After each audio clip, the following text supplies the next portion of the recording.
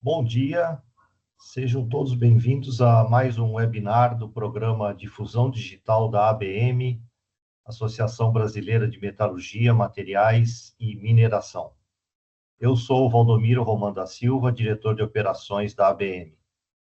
E hoje, dentro do tema especialização, nós vamos ter o webinar de lançamento do livro sobre fundição analítica, de autoria do Kleber Lessa, que é professor do Instituto Federal de Educação, Ciência e Tecnologia do Rio Grande do Sul, campus Caxias do Sul, em mais uma parceria da ABM com a editora Blucher.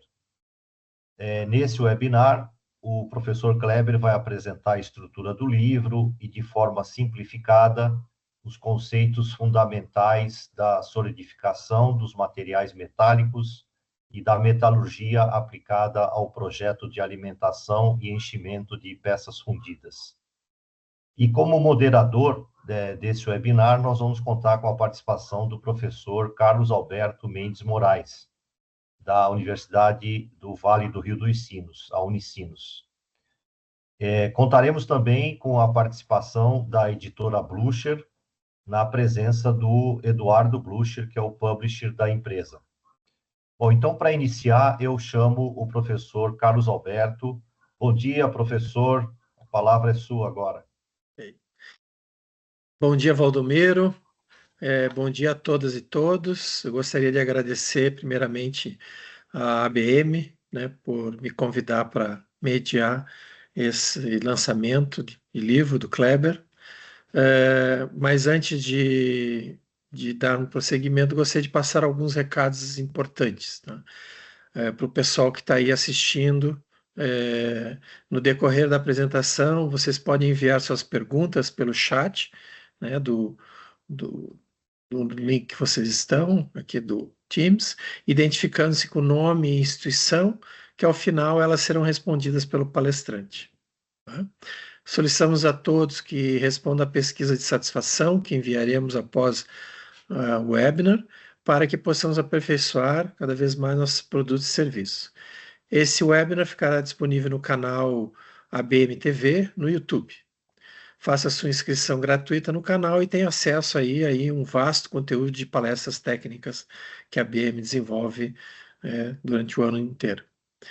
Bom, hoje, então, o nosso palestrante, né, é o Kleber Rodrigo Lessa, engenheiro metalurgista, formado na Universidade Federal do Rio Grande do Sul, aqui no Rio Grande do Sul, né, com pós-graduação em psicopedagogia, mestre em ciência e tecnologia dos materiais, metalurgia, do programa de pós-graduação em engenharia de materiais, minas e metalurgia, o PPG 3M, da URGS,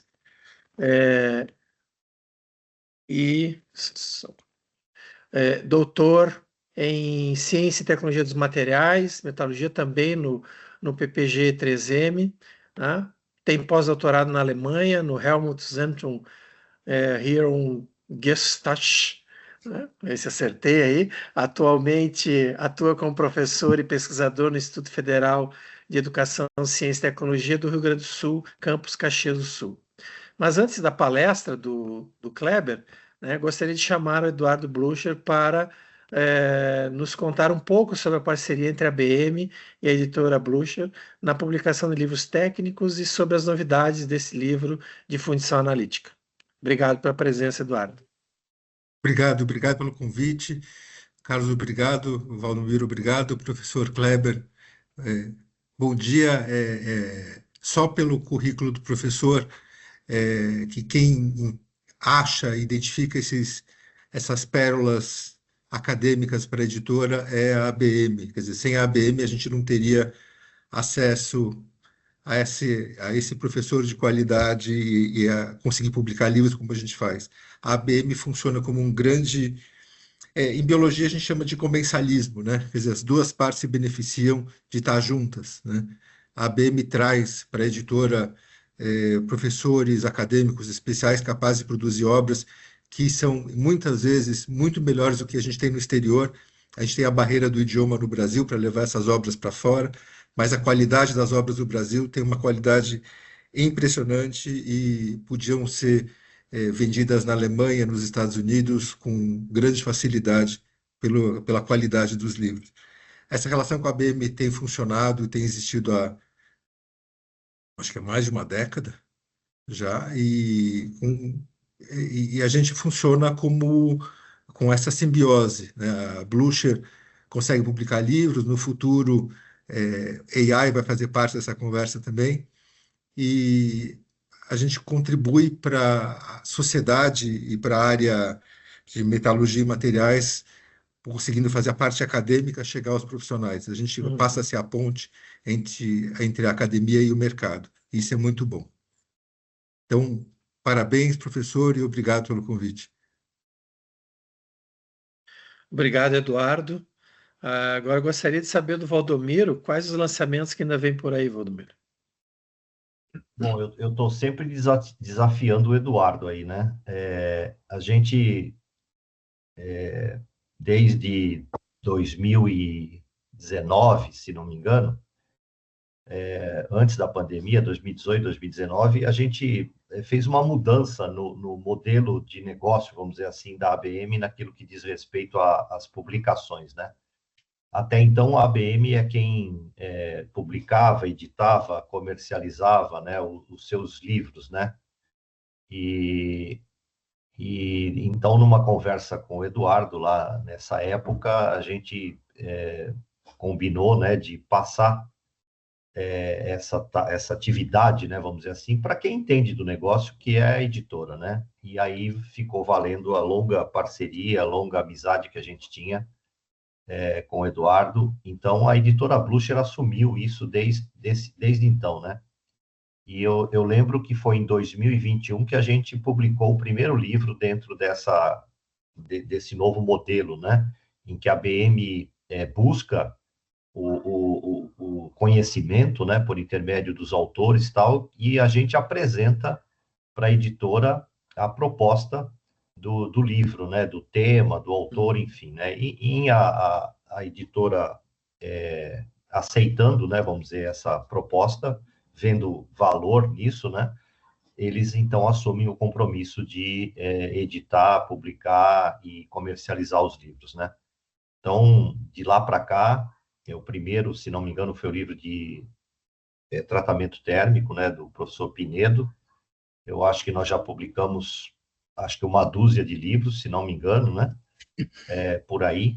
E a cada ano a gente procura ter lançamentos novos, né, e a gente procura casar isso com a ABM Week, né. Esse ano nós lançamos os dois livros, né, um deles é o de hoje, né, que o professor Kleber vai apresentar, de fundição.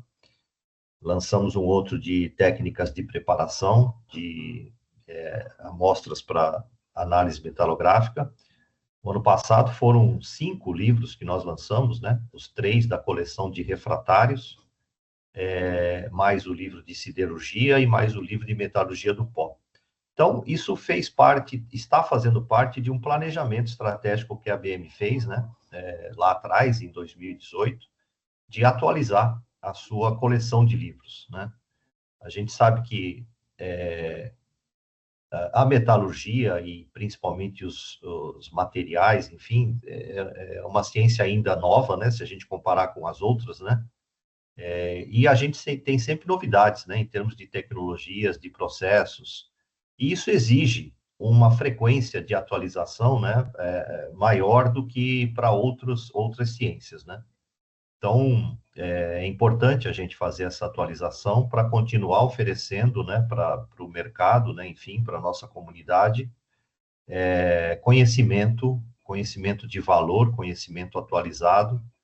Então, a gente só tem a agradecer à editora Blucher e ao Eduardo, particularmente, né? Estamos devendo essa conversa aí sobre inteligência artificial, né, Eduardo, para a gente marcar. Então, assim, a gente, só dando um spoiler aqui, né, a gente tem já em fase de final de preparação de conteúdo, né, um livro que vai substituir o livro que foi talvez um dos ícones da coleção da ABM, que era o livro de Aços e Ferros Fundidos, do professor Chiaverini. foi um dos primeiros livros da ABM, se não o primeiro, e um dos mais vendidos, né? E o professor André Costa e Silva assumiu a missão, então, de criar, né, um novo livro sobre aços e ferros fundidos, mas focado em metalurgia e aplicação. Então, a gente espera, né, que o ano que vem a gente tenha o lançamento desse livro. Vamos ter também um novo livro sobre ensaios mecânicos, do professor Willi Jank, também com muitos cases, né, de aplicação. E tem outros aí que estão em conversas aí, né, que eu não quero adiantar, mas não sei se vai sair ainda o ano que vem ou não, mas a gente tem aí um atlas, que não vai ser um livro de conhecimento científico, mas vai ser um tipo de um atlas que vai ser de muita utilidade. Ele vai descrever as características dos equipamentos do nosso parque siderúrgico. Está em fase de coletânea de informações, né? Então, esse atlas vai poder oferecer para a comunidade as informações e as características, as origens dos principais equipamentos do nosso parque siderúrgico, né? Principalmente nas áreas de aciaria e de laminação.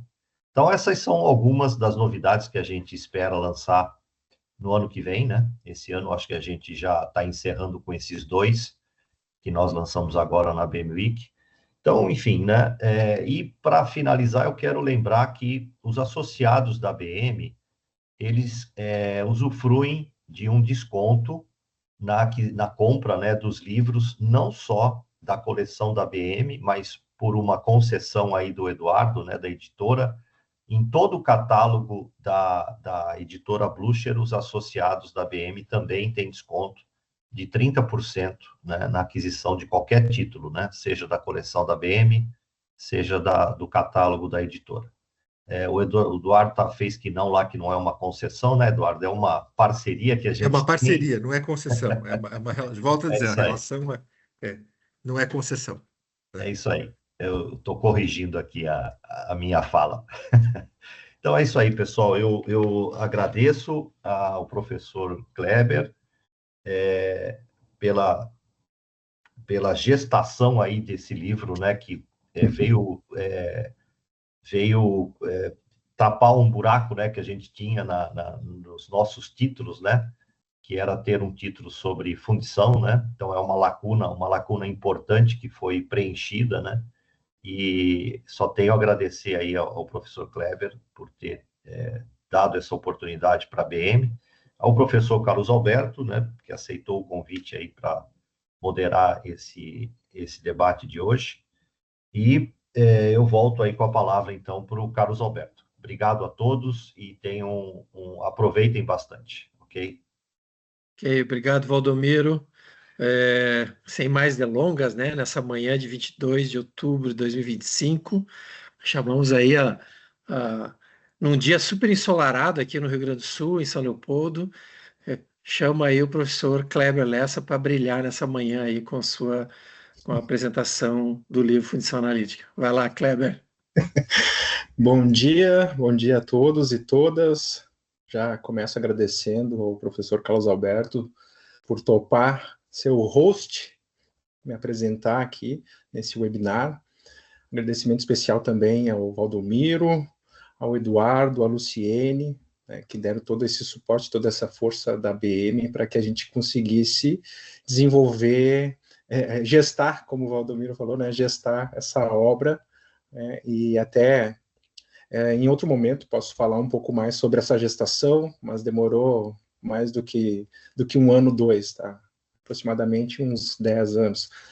Mas é assunto para outro momento. Agora eu quero falar um pouco sobre o livro, falar um pouco mais sobre ele, trazer algumas informações.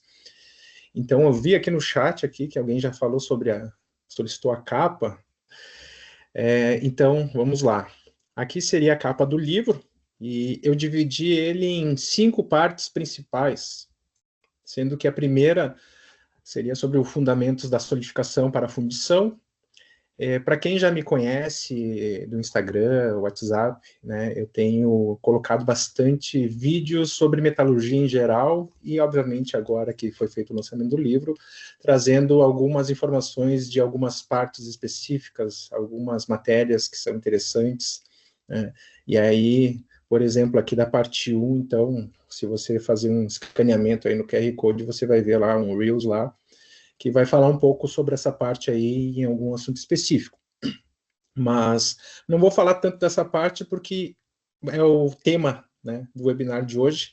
Vou comentar um pouco mais sobre a parte 2, que seria a análise de projetos para eliminação de alimentação de peças fundidas. A gente quer eliminar defeito, não as peças, né? Alimentação de peças fundidas. Então, com base na metalurgia envolvida na solidificação, entendimento de contração e outras coisas que vão acontecendo, formação dendrítica, zona coquilhada, colunar, etc., que é apresentado na parte 1, com base nesses conhecimentos, fica melhor de fazer um projeto, um design, tanto do enchimento e da alimentação, e da peça também, que tem detalhes que é importante levar em consideração. Muitas vezes tem esse embate entre quem encomenda uma peça, às vezes uma empresa que precisa de uma peça para colocar em alguma parte de uma máquina, uma carcaça, ou parte de automóvel, um implemento rodoviário, agrícola, e assim sucessivamente, né, linha branca e todas as outras. Então, às vezes essa pessoa não tem muito conhecimento sobre a solidificação, sobre a fundição em si, e faz uma encomenda de uma peça, só que de repente aquela peça tem um design, um desenho, né, com cantos vivos e algumas partes ali, rasgo de chaveta, alguma coisa que possa atrapalhar a solidificação, possa atrapalhar a alimentação. E aí, geralmente, o engenheiro de fundição, o analista da qualidade da fundição, alguém que trabalha com essa parte de projetos também, né, vai conversar com essa pessoa para tentar fazer alguns ajustes. Então, a ideia da parte 1 é dar esse subsídio metalúrgico para que na parte 2 consiga desenvolver o melhor projeto em si, levando para a alimentação. Depois disso, vamos para a parte 3 do livro, análise sistemática do enchimento de peças fundidas. Então, agora o ponto-chave aqui é o enchimento. Como é que vamos encher essa peça? E aí vão ter alguns assuntos sobre óxidos, né, reoxidação que ocorre dependendo se o fluxo foi turbulento durante o enchimento, como reduzir esse fluxo, qual que é a velocidade ideal. Então, todas as informações que são importantes aí para fazer o enchimento de fato. Alimentação, para quem não sabe, né, quem está chegando agora ou não tem tanto conhecimento sobre essa parte mais técnica, alimentação seria os montantes, também conhecidos como maçalotes, né, que são como caixas d'água, né, um exemplo que eu uso em sala de aula, né, que quando faltar metal, nesse caso, né, vai ter aquela reserva de metal líquido para estar alimentando a peça. E o enchimento, então, é para preencher, né, o metal líquido vai ter que entrar no molde de algum jeito, para preencher a cavidade, que é o molde, formando a peça, né? Então, a parte 3 trabalha sobre esses assuntos. E aí temos na parte 4, aplicação de fato. Então, a ideia da parte 4 é pegar a parte 1, 2, 3 e aplicar, mostrar como é que seriam essas aplicações, que são infinitas as possibilidades. Trago uma metodologia nova, eu chamei de metodologia padrão ouro, que é nova na engenharia, na fundição, mas não é tão nova na saúde. Na saúde, medicina e outras coisas, o pessoal já tem esse nome, né? Metodologia padrão ouro. Não é metodologia exatamente, mas eles usam a palavra padrão ouro, que é o melhor tratamento para aquela doença específica. E o melhor tratamento para o projeto específico de fundição, então eu desenvolvi essa metodologia e já recebi elogios, né, sobre a maneira que foi colocada ali, principalmente porque tem um momento que eu abordo o seguinte fato: várias fundições, né, todas elas, normalmente, tem uma peça que é aquela peça que é a melhor peça. E a melhor no sentido, não a mais bonita, não nada. Aqui eles conseguem menor quantidade de refúgio, que seriam os rejeitos, né, de peça, ou seja, menor quantidade de defeitos e sucateamento daquela peça em específico. o que tem naquela peça ali que não tem nas outras, né? Então, dentro das metodologias, tem uma que eu ensino, poxa, pega a peça que dá certo, faz um estudo com base nessa metodologia passo a passo que eu estou te dando aqui, como se fizesse uma engenharia reversa. Estuda a tua peça com base no que eu estou te trazendo aqui. Entendeu quais são os padrões que foram utilizados ali, utilizando essa metodologia? Beleza, agora pega e tenta aplicar nas outras peças que tem mais problemas para fazer algumas melhorias. Então, por que eu estou te trazendo isso? Porque o livro em si não é só para desenvolvimento de novas peças. É melhoria de produtos e processos já existentes nas empresas também. Então, além dessa parte de começar do zero um projeto, também tem essa engenharia reversa que está explicada ali, e essa metodologia tem em torno de... tem muitas páginas e muitas figuras. Eu fiz questão de, nesse livro, eu fiz todas as figuras, né? E eu fiz questão de, no livro, fazer pelo menos uma figura por página. E aí tem páginas, às vezes, que tem 2 figuras, né, ou mais. Então, vocês vão ver ali, são mais de 200 figuras. Então, um livro que, sempre falo, né, imagem vale mais do que 1000 palavras. Então, essa foi a ideia. Eu estou vindo aqui para ver. Metodologia padrão ouro. Então, é um capítulo que, só para desenvolvimento da metodologia, são mais de 50 páginas até agora, né? Mas, enfim, depois vocês dão uma olhada melhor. E também fiz questão de trazer inovações nesse livro. Tem coisas que não tem o que fazer, né? Por exemplo, Teorema de Bernoulli, aplicação ali do entendimento do tipo de fluxo, isso aí já está bem dominado, mecânica dos fluidos e tudo mais.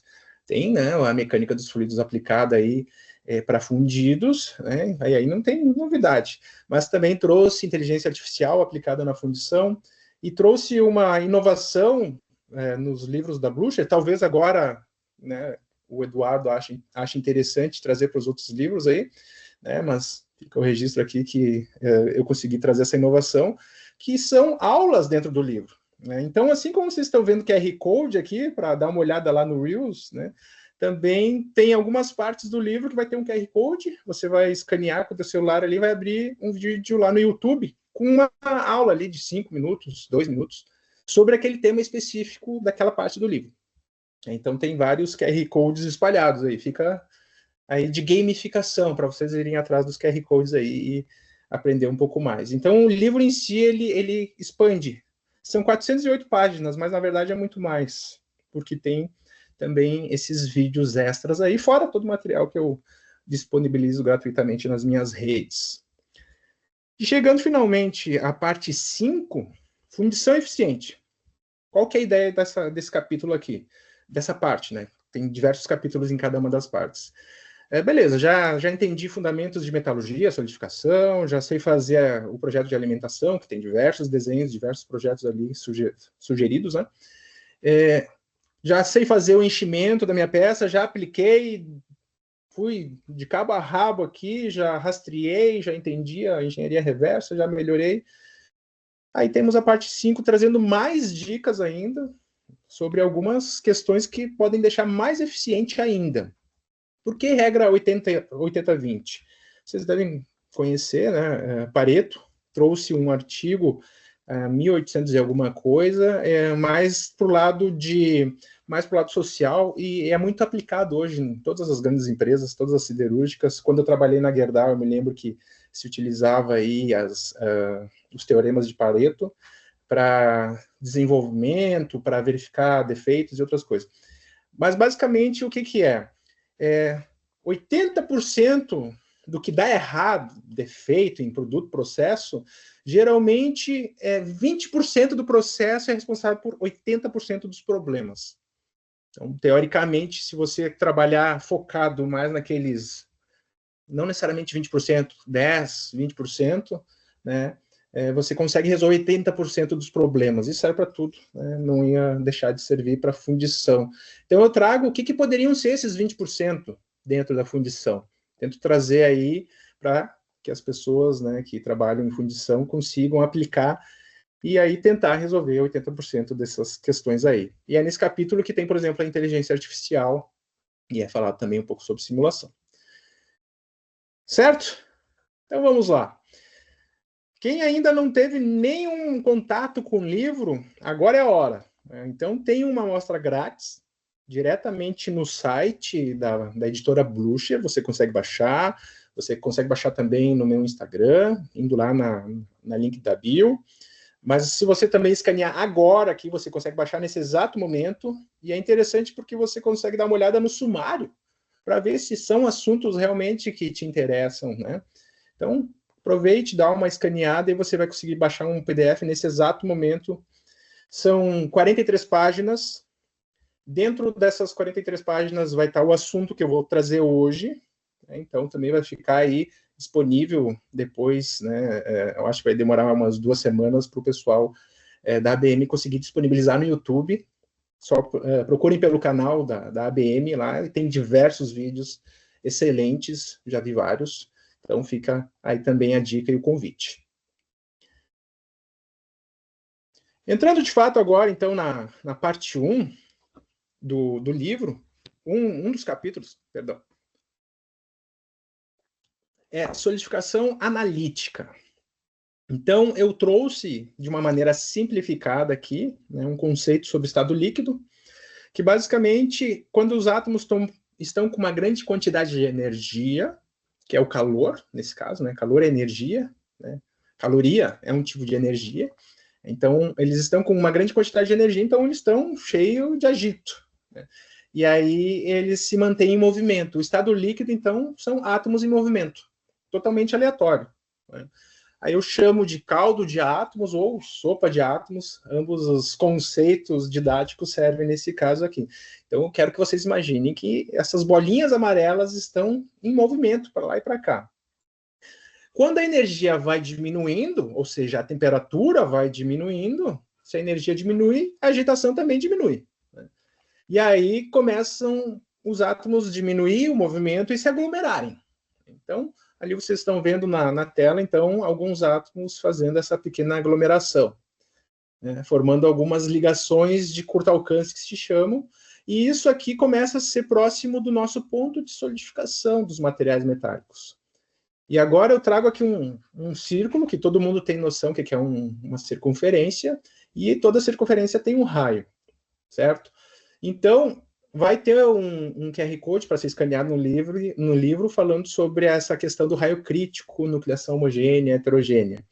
Então, agora quero que vocês olhem aqui no nosso canto direito da tela. Existe o chamado raio crítico. O que é esse raio crítico? Então, é um raio onde os átomos começam a se aglomerar e a gente imaginando como se fossem camadas de cebola que vão cada vez mais tendo camadas e camadas de átomos que vão fazendo, né, essa circunferência quando a gente olha em 2 dimensões, mas é uma esfera, uma ideia de uma esfera, quando a gente pensa em 3 dimensões, e aí tem um tamanho crítico. Então, quando eu falo de raio crítico, é porque tem um tamanho crítico dessa esfera ou da circunferência, por isso que a gente fala em raio, que serve para esfera e para circunferência, que se atingir esse raio crítico, aí eu tenho um núcleo. Antes disso, eu tenho um embrião, porque ele pode se desfazer. Qualquer coisa que se mexa no sistema pode fazer com que esses átomos se desfaçam. Mas agora, quando se chegou no raio crítico, eu tenho um núcleo estável. E agora ele tende a crescer, tende a formar as chamadas dendritas. Mais adiante eu falo um pouco mais sobre elas. Tá? Mas de uma maneira simplificada, quando eu atingir o raio crítico, então, começa a ficar estável esse crescimento e mais núcleos vão se formando no nosso... Vamos supor que preenchi uma peça com metal líquido, né? Então ela está solidificando, mais núcleos vão se formando e principalmente se formam, obviamente, nas paredes. Um exemplo que a gente sabe aí, que todo mundo tem esse exemplo em casa, normalmente, né, que seria para fazer gelo. A gente coloca a água numa forminha, geralmente quadrada, mas pode ser de outros formatos, e a solidificação ocorre das paredes, né, das paredes da forminha, né, ali onde está contida a água, e vão para o meio, né, do gelo em si. Então, ocorre a mesma coisa com a peça, normalmente pelas paredes, e vão para o chamado centro térmico da peça. Mas voltando para cá, né, vários núcleos vão se formando na nossa peça, Até que finalmente não tem mais núcleo, não tem mais nenhum átomo livre, cheio de energia, todos eles fizeram alguma ligação, e quando se choca, um núcleo se choca com outro que está crescendo, né, ele para de crescer para esse lado que se chocou com aquele núcleo, cresce para o outro lado, se for necessário, se ainda existirem átomos livres, né, e ali se forma, então, o chamado contorno de grão, que é a parte escura que vocês estão vendo aqui. Aproveito para convidar vocês para tomarem um café comigo. Beleza. Então, forma o nosso contorno de grão. Se, por acaso, eu tiver nucleante, inoculante, impurezas, ou qualquer outra, se chama substrato dentro do nosso metal líquido, é muito fácil de se formar um núcleo, então, naquele substrato. Inclusive, a parede também da peça ou da coquilha também é um substrato, que é um local onde começa a ocorrer a nucleação. Está sendo facilitada, porque tendo um substrato diminui a energia de nucleação. Se eu tiver algum substrato, eu acabo formando mais núcleos. Se eu formar mais núcleos, eu tenho uma tendência, se eu tenho muito mais núcleos crescendo, é muito mais fácil de se chocar com um núcleo vizinho. Isso é uma maneira de reduzir o tamanho do grão.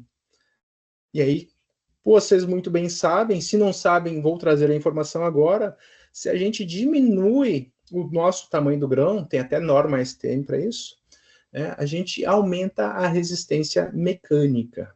Então, olha só que informação importante. Com base no entendimento de solidificação, é possível a gente simplesmente modificar a maneira como se solidifica aquele material e melhorar a resistência mecânica da nossa liga, seja ela ferrosa ou não ferrosa. Então, é uma teoria, né, e prática que advém desse entendimento da solidificação, tem muita termodinâmica envolvida, né, e isso já está tudo muito bem documentado, já está tudo muito bem...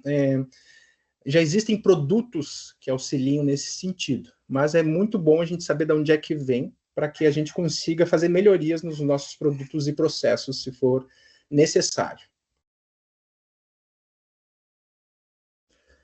Aqui, estou trazendo para vocês uma micrografia, como eu sempre cobro dos meus alunos, se tem uma micrografia, a gente tem que ter uma escala, tem uma escala, então, aqui dizendo, né, que temos 20 microns ali, naquele tamanho, naquela barra. Então, nesse caso aqui, temos um aço, aparentemente um SAE 1040, pela microestrutura. Dependendo se tiver liga, pode ser um 1020, com um pouco de manganês, ou alguns outros elementos de liga que vão aumentar o carbono equivalente. Mas eu não quero chamar a questão para a parte metalográfica, eu vou deixar para o professor Cássio, né, ou até para o professor André, em algum outro momento, trazer sobre a parte microestrutural. O que eu quero mostrar para vocês é um vídeo. Então, eu vou clicar aqui, vai abrir um negócio, teoricamente, beleza, um vídeo, eu vou dar play. Pergunto, vocês estão enxergando um vídeo? Pessoal que está me auxiliando aqui da BM, tudo certo? Ainda não. Não, tá. Então, eu vou ter que compartilhar. É só um momento. Eu vou parar de compartilhar a minha tela atual e vou compartilhar uma nova. Ok agora? Ok. Perfeito. E aí, vai começar o vídeo. O que ele vai mostrar? A cabeça de um parafuso de um equipamento qualquer. E vai se aproximando. Daqui a pouco vai ficar melhor de entender que é a cabeça do parafuso, como vocês estão vendo. E temos a barrinha ali e cada vez mais estamos entrando no parafuso, né? Na verdade, estamos se aproximando da superfície dele.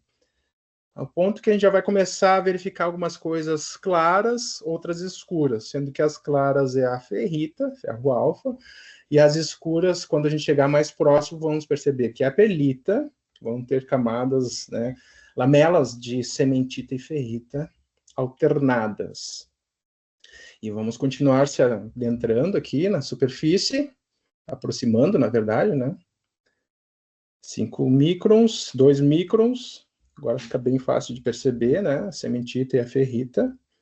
Mas vamos um pouco mais, 500 nanômetros, 200. Por que eu estou mostrando esse vídeo para vocês? Para mostrar que uma coisa simples como um parafuso, e isso serve para qualquer peça, para qualquer exemplo, na verdade é formada pelo quê? Por uma estrutura cristalina de átomos, que é o que vocês estão vendo agora. Todos os átomos alinhados, organizados, uma estrutura que nesse caso aqui é CCC, se for da ferrita. Estamos dando de cara agora com um átomo. Então, para quem não conhecia um átomo, pelo menos virtualmente, estão vendo aqui, e agora vamos fazer o caminho de volta. Então, agora a gente entendeu, aprendeu, agora eu vou ficar quieto para vocês degustarem. Enquanto isso, eu degusto um café.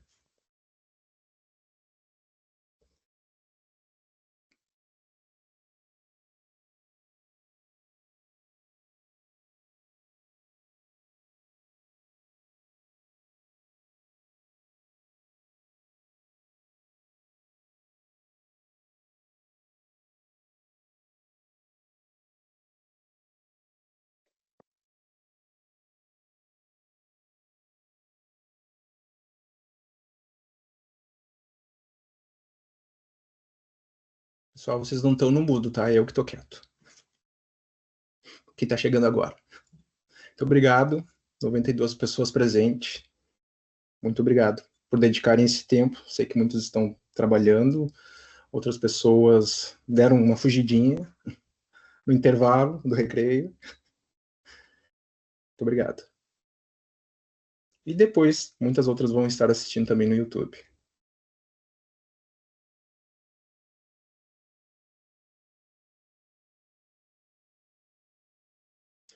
Então chegamos aqui, né? Voltamos agora. Vou parar o vídeo. Provavelmente vocês não vão ver mais nada agora e eu vou compartilhar de novo a tela anterior. Então tá aqui a referência do vídeo, né? Foi feito no Max Planck. Qual que é a ideia desse vídeo? Mostrar, já comentei, mas vamos novamente, mostrar para vocês que todos os materiais metálicos, principalmente, que é o tema de hoje, eles são compostos de estruturas cristalinas diversas, né?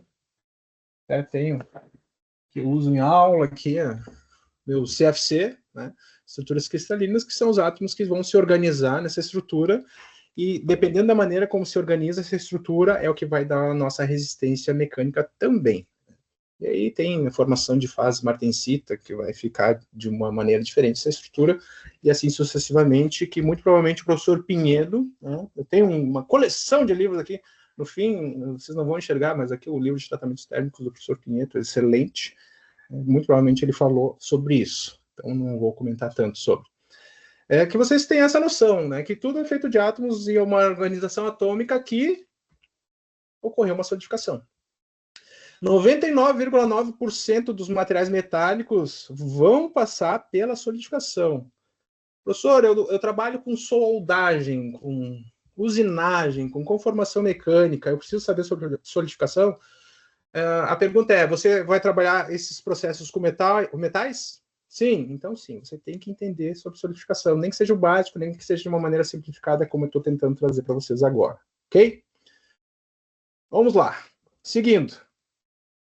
Então, ao final da solidificação, a gente tem a formação, normalmente, da zona coquilhada, que tem esse nome coquilhada porque é a zona vizinha à coquilha, né? Quando se trabalha com um molde metálico, se chama de coquilha, esse molde metálico. Também pode ser chamado de matriz, né? Dependendo do processo.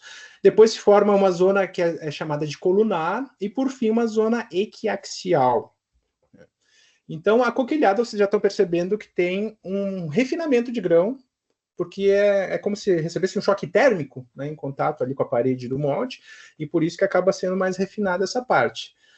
Por sua vez, ocorre uma zona colunar, e ela tem essa direção porque ela tem uma tendência a ir para o lado onde está o ponto quente da peça, que quando aqui está solidificando, eu ainda tenho uma parte líquida aqui no meio, então por isso que acaba se direcionando para a parte quente, o ponto quente da peça.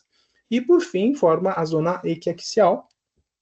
E que vem de igual, axial vem de axis, eixos iguais, então tem uma tendência a ter um grão, teoricamente, esférico, homogêneo. Claro que acaba sendo facetado, porque tem grãos vizinhos se formando, né? Então, está aí essas zonas, coquilhada, colunar e equiaxial, que eu já falei para vocês. Mas, dando uma olhada um pouco mais aprofundada, na verdade, são as chamadas dendritas, que ocorreu um núcleo inicial, como eu comentei anteriormente, camadas que foram se formando de átomos, e depois acabam se organizando, vai depender do tipo de liga, né, mas a maioria dos processos acaba formando uma estrutura dendrítica. No livro é falado sobre as 4 possibilidades de formação, né, dependendo da interface de solidificação entre a troca do líquido e do sólido aí, e aí é trazido também o conceito de superresfriamento constitucional, entre outros.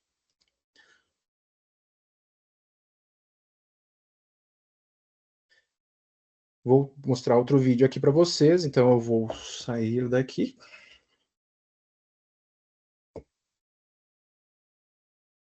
E vou compartilhar o outro vídeo.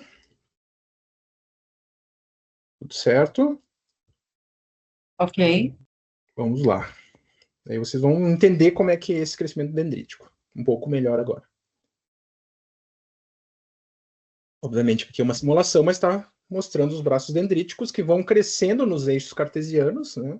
Axis, que eu comentei anteriormente, e também ganhando corpo, ganhando massa, tendendo a ser um volume esférico.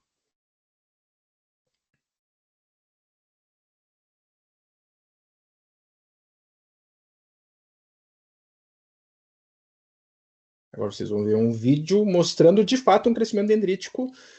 Nesse caso é de um polímero, mas o metal ocorre da mesma forma. Então é uma filmagem real no microscópio de um crescimento dendrítico colunar.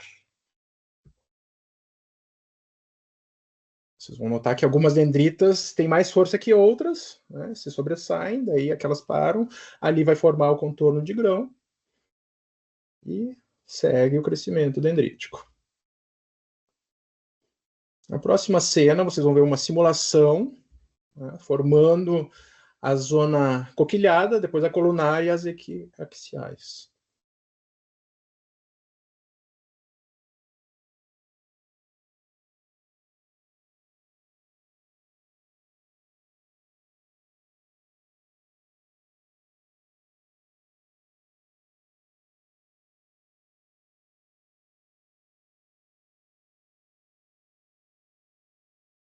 Vamos formar as equiaxiais lá no meio. Vai finalizar o vídeo aqui, daí eu vou sair dessa tela. Voltar para outra.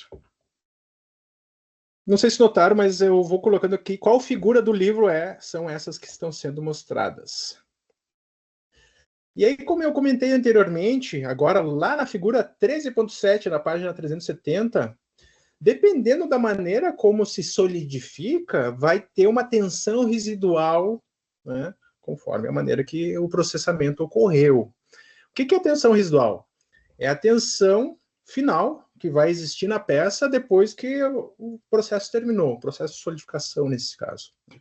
Então, como temos vários átomos se organizando ali, imaginem vocês dentro do metrô, dentro do ônibus lotado, né? Todo mundo fica meio que se acotovelando, não é diferente dos átomos, né? Então fica uma tensão dentro do ônibus, ali dentro do metrô, também fica uma tensão aqui, dependendo da maneira como foi essa contração, né, durante a solidificação. Então, isso vai ser a nossa tensão residual. E, obviamente, em cada zona que se formou aqui, sendo a coquilhada, a colunar e a equiaxial, vão ser tensões diferentes, porque eu já tenho resistências mecânicas diferentes aqui, né? Por que eu estou trazendo isso? De novo, professor, eu trabalho com usinagem de fundidos. Tem que entender? Tem, porque dependendo da maneira que você for retirar o material aqui, retirou o material nessa parte aqui que é a coquilhada, que tem um grão menor, logo tem uma resistência mecânica maior. Talvez era essa estrutura que estava segurando aquela tensão residual. Aí eu tirei essa estrutura, por isso que ocorrem alguns empenamentos. E a teoria que eu estou trazendo para vocês aqui serve para peças fundidas e para soldadas também, né? Peças que foram soldagem, no caso, processo de soldagem. Então, dependendo da maneira como você usina aqui, pode dar problema depois, né, da tua peça ter algum problema ali de dimensionamento. Por isso que existem também tratamentos térmicos, né? Mas, dependendo do caso, talvez não fosse necessário um tratamento térmico de normalização aqui, se for projetado, a usinagem for projetada, né, com base no entendimento da solidificação que ocorreu aquela peça ali, e isso é economia de processo, né, de etapas de processo, e no fim do dia, economia de dinheiro para a empresa. Professor, mas eu não sou responsável por isso. Não, mas o teu conhecimento, você pode levar esse conhecimento adiante e mostrar, né, o poder desse conhecimento para reduzir custos, né, e aos poucos também você vai conquistando o teu espaço. Essa é a ideia, né? Para quem me conhece, por que o Kleber escreveu um livro? Eu escrevi um livro para o Kleber do passado. Como assim? Eu escrevi um livro que eu gostaria de ter tido na minha graduação. Então, eu estou trazendo atalhos diversos aqui, né, para quem está na graduação ou para quem está começando na área, independente se não está na graduação, obviamente, né? Então, é esse livro que eu escrevi, um livro que eu gostaria de ter tido quando eu estava aprendendo, que traz explicações simples, traz explicações didáticas, expande além do livro, com vídeos e outras coisas, né? E, de certa forma, é algo totalmente aplicado. Então, quem já teve o contato com o livro vai perceber que é o livro mais aplicável que eu conheço, mas eu sou suspeito de falar. Deixa para vocês aí verificar. Então, tá aqui. Tem um entendimento sobre microestrutura, consigo aplicar também na parte de usinagem e outros processos. Indo agora para um capítulo 1.2 do livro, cone de solidificação em gradiente térmico. Aqui eu vou passar um pouco mais rápido também para não tomar tanto tempo da apresentação. Mas supondo que eu tenho uma peça, eu trouxe uma peça bem simples. Essa aqui é a figura 1.18 do livro. Tá? Uma peça bem simples, só para a gente entender o conceito. E aqui, então, temos as vistas, né? A vista frontal, superior e lateral dessa peça que temos na nossa direita. Fazendo uma ampliação, pegando só uma das vistas aqui, né? E eu quero que vocês imaginem aqui que eu vou olhar só nessa parte da peça aqui. Mas o que eu vou trazer de conceito vai servir para o todo. Então, eu vou mostrar para vocês uma aplicação da solidificação aqui agora. Aqui e agora, tá? Então, para começar, peguei só essa parte da peça, que vocês estão vendo a lupa aqui, trouxe aqui para a esquerda, né? Figura A, 1.19A. Então, eu tenho duas distâncias, uma distância D minúsculo e uma distância D maiúsculo. O que são essas distâncias aqui? Supondo que eu coloquei termopares, ou, enfim, supondo que eu consigo fazer uma medição de temperatura nesse pontinho aqui que vocês estão vendo, que eu estou mexendo com, espero que estejam enxergando que eu estou mexendo com o mouse, que seria uma temperatura inicial, tem uma temperatura aqui T1, tem uma temperatura T2. E aqui é um momento inicial, é um momento T0. Eu não comecei ainda, eu não vazei o metal líquido, não está solidificando nem nada, é o início do processo. E agora eu vou ir para o tempo T1, tá? Antes disso, trouxe aqui duas fórmulas, que seria G em X, temperatura inicial, menos a temperatura 1 em relação à distância. Tá, então, é essa daqui, ó. Eu estou medindo esse intervalo aqui, tá? Então, é o gradiente térmico no eixo X. Nesse intervalo aqui, daqui até aqui, tá? Nessa distância. E também no eixo Y, o gradiente térmico de T2 menos T inicial, então da parede aqui até essa parte aqui, né? Nessa distância aqui. Ok? Definidos, então, vou medir nesse intervalo, nessa distância entre esses dois pontos e nessa distância entre dois pontos aqui. Então, é o gradiente em X e gradiente em Y. Vamos lá. Então, já fiz o vazamento naquela peça, já começou a solidificação naquela pontinha ali. O que vai acontecer num tempo T1, né, depois de T0?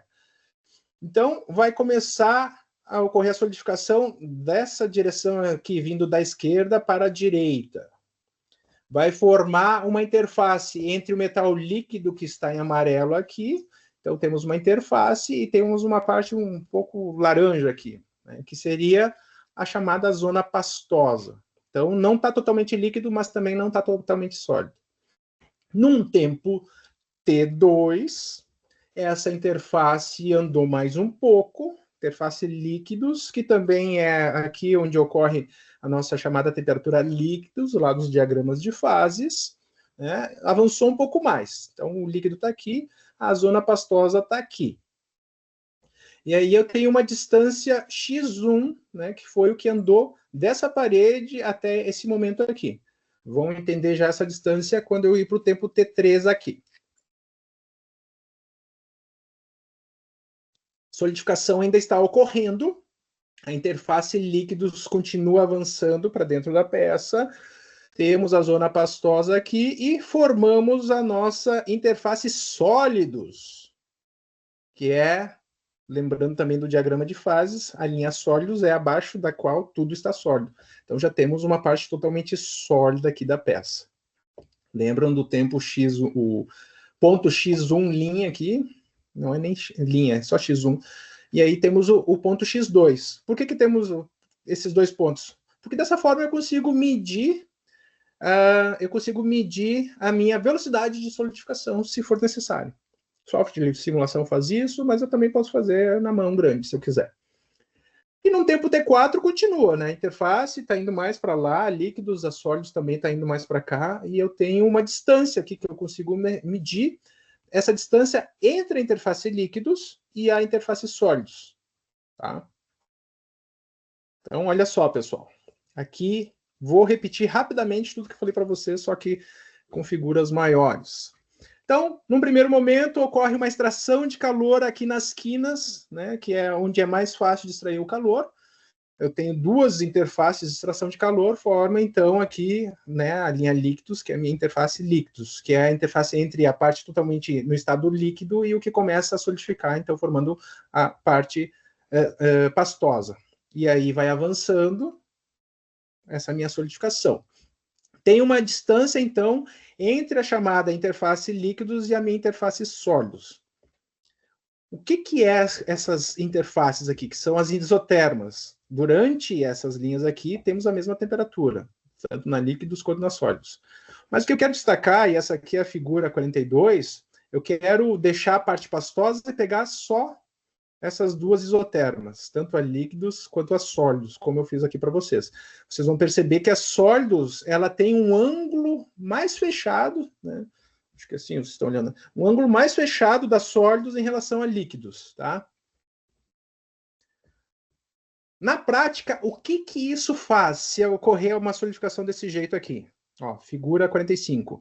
Vai dificultar a alimentação do metal líquido no crescimento dendrítico, possibilitando a formação de microporosidades. Microporosidades são poros, são vazios dentro da tua peça. Aí você está subindo a serra aqui, né, vindo para Caxias do Sul, tem uma carreta na tua frente construída com peças que está cheia de poros. Será que é uma boa ficar atrás dela? Deixo a pergunta no ar, né? Então, para evitar esse tipo de coisa, o ideal é que a gente consiga fazer uma solidificação, e aqui é a hora do projetista ter um entendimento de solidificação, para ele projetar uma peça que não vai ter esses problemas, que vai ter, de preferência, aqui uma nossa linha líquidos aqui, nossa isoterma líquidos e a sólidos, sendo a sólidos com um ângulo maior de abertura aqui em relação a líquidos, né? Porque, por sua vez, isso aqui vai fazer com que o crescimento facilite a alimentação do metal líquido no crescimento dendrítico que eu tinha mostrado lá nos vídeos para vocês. Então, na prática, se projetar dessa forma, o design, o desenho da peça fica melhor. Mas, professor, teve aquela discussão lá entre quem encomendou a peça e quem tem esse entendimento aí, e a pessoa que encomendou a peça não quer saber. Ela quer a peça daquele jeito, quer daquele jeito que vai encaixar na máquina. Tem solução? Tem. De posse desses conhecimentos, a gente consegue fazer sistemas de refrigeração para fazer com que essa interface sólidos fique mais aberta do que a líquidos. Ou sistema de refrigeração, ou até mesmo o sistema de resfriamento rápido em alguma parte da peça para acelerar esse resfriamento na direção dos maçalotes, que é para lá que tem que ir as impurezas. Então, a redução dessa zona pastosa vai permitir uma alimentação das dendritas pelo líquido interdendrítico e facilitar o crescimento, reduzindo a possibilidade de formação dessas microporosidades, ou microrechupes também são chamados, né, se for algum defeito de contração constatado aí. Era isso que eu tinha para apresentar para vocês hoje. Muito obrigado pela atenção mais uma vez. Espero que tenham apreciado um pouco da metalurgia aplicada. Eu sou suspeito de falar, eu sou apaixonado por esse tipo de coisa. Então, estou aberto aqui para as perguntas.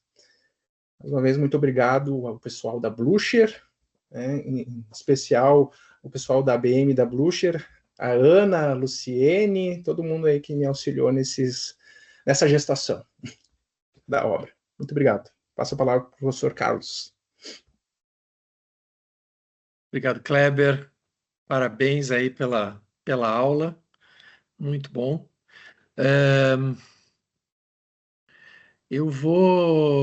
Nós temos um bom tempo agora para conversar, né? Temos ainda poucas perguntas ali no chat, mas o Adalberto, da revista Máquinas e Metais, jornalista, pergunta se terá uma versão digital o livro.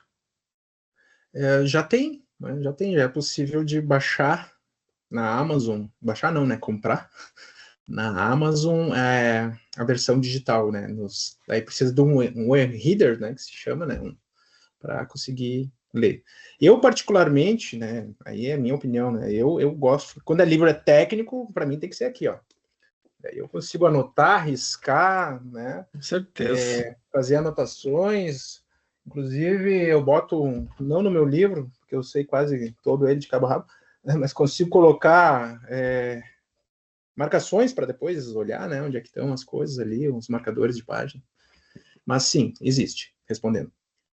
Uhum.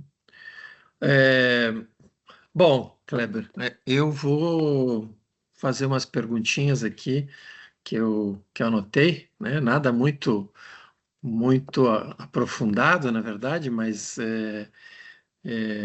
eu peguei algumas questões que tu comentasse, né? Bom, eu sou engenheiro metalúrgico, né? Formado no século passado, fiz curso técnico em fundição na antiga Escola Técnica Tupi, em Joinville, né? Ginásio industrial e técnico. E aí até fui pegar os livros que eu tenho aqui, faz uns 16 anos que eu não dou aula de fundição, né? Aqui na Unicinos, na engenharia mecânica, em função de outras atividades que eu assumi, né? A disciplina de fundição passou a ser dada por um outro colega, o André, mas continuei desenvolvendo pesquisa na área e orientando, até mesmo agora estou orientando um aluno de fundição, trabalhando com areia usada de fundição. E aí, a minha primeira questão, eu vi que tu falou vários momentos, né, do que te levou a escrever esse livro, né? No início, comentasse sobre os teus alunos, né? Alunas e alunos que nas discussões geradas, nas dúvidas, né? E achei muito legal essa interatividade entre o livro escrito e as aulas visuais, né? E aí, quando tu comentou que é um livro que tu não teve na tua graduação, mas também naquela época, claro, tu é bem mais novo que eu, mas mesmo assim a gente não tinha essa interatividade, né, com a internet, né, a informática e tal, para a gente poder estar enxergando, né, essas imagens também então a gente tinha que imaginar muito, né? Imaginar muito. E aí eu fui me lembrando assim de algumas questões, né? Porque a solidificação para nós metalúrgicos sempre foi um tema, né? Eu que fui aluno do professor Arno Miller, que também escreveu um livro, né? Sobre solidificação. sempre foi uma parte da fundição que às vezes a gente queria pular um pouquinho, né? Não querer se aprofundar tanto, né? Isso aí. E, e até porque, né, na, no século passado, né, havia muita discussão em relação à teoria da solidificação, né?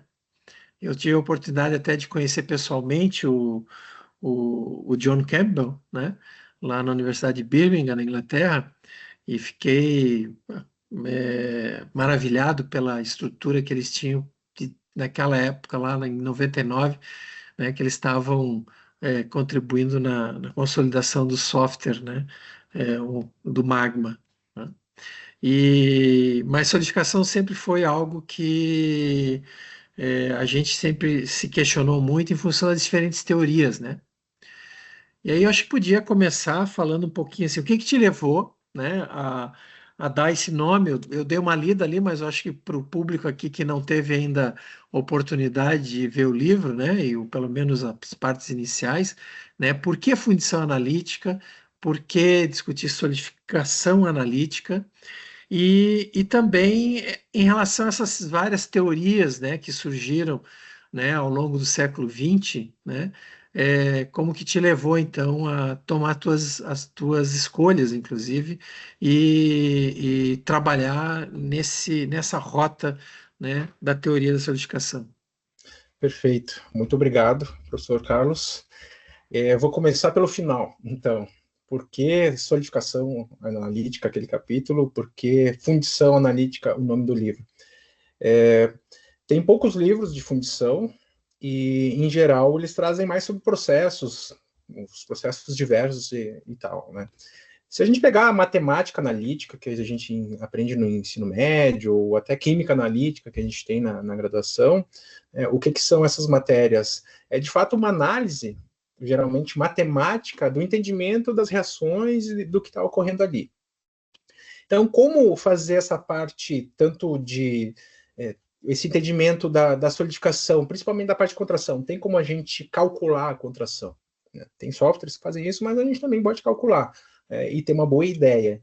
Tanto que o meu livro, ele não é só para quem tem software de simulação, né? Ele é principalmente para quem não tem, né? Que pode, pelo menos, ter uma ideia, né, utilizando os cálculos. Então, sempre que envolve cálculo, leva para um lado de análise, porque você vai ter que calcular e, de fato, analisar os resultados, comparar uns com os outros. Então, como tem muito cálculo e é demonstrado, outra coisa que eu não comentei anteriormente, professor, tem exemplos resolvidos. Né?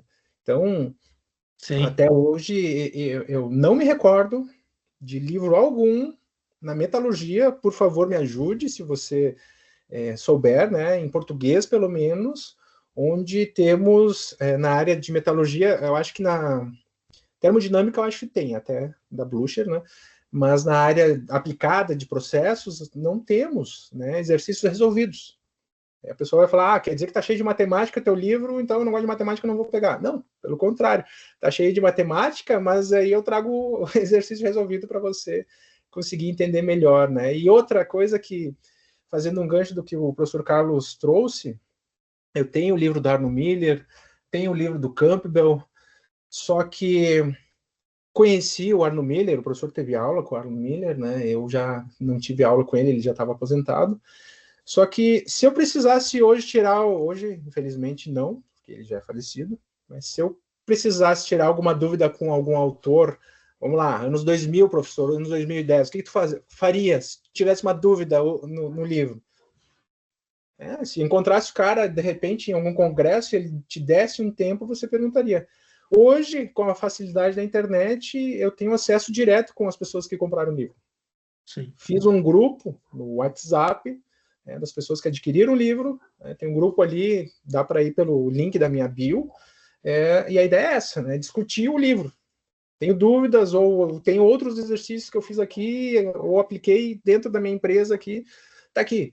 E estamos eu e outros consultores que eu digo são as pessoas que adquiriram o livro e têm o conhecimento e vamos estar se ajudando ali. Então, temos essas possibilidades de ter uma comunidade que se ajuda e que traz. Então, hoje temos essa diferença, né? Temos o contato direto com o autor. Então, eu respondi, né? Por que analítica? Porque tem, de fato, várias equações que vão facilitar o entendimento e análise, né, na parte de solidificação, na parte ali dos projetos de alimentação, de enchimento, né? Então tem bastante cálculo, todos eles são explicados e também tem exercícios resolvidos. E com essa facilidade hoje em dia, fica interessante, né, ter essas comunidades e também essas trocas de ideias via Instagram, WhatsApp e etc. E sobre o livro em si também, o que me deu uma ideia e que eu fiz para o Kleber do passado, o estudante de graduação. De novo, os livros que se tem hoje na área de fundição, os melhores são em inglês. E aí foi trazido pelo Valdomiro, às vezes a dificuldade da língua, né?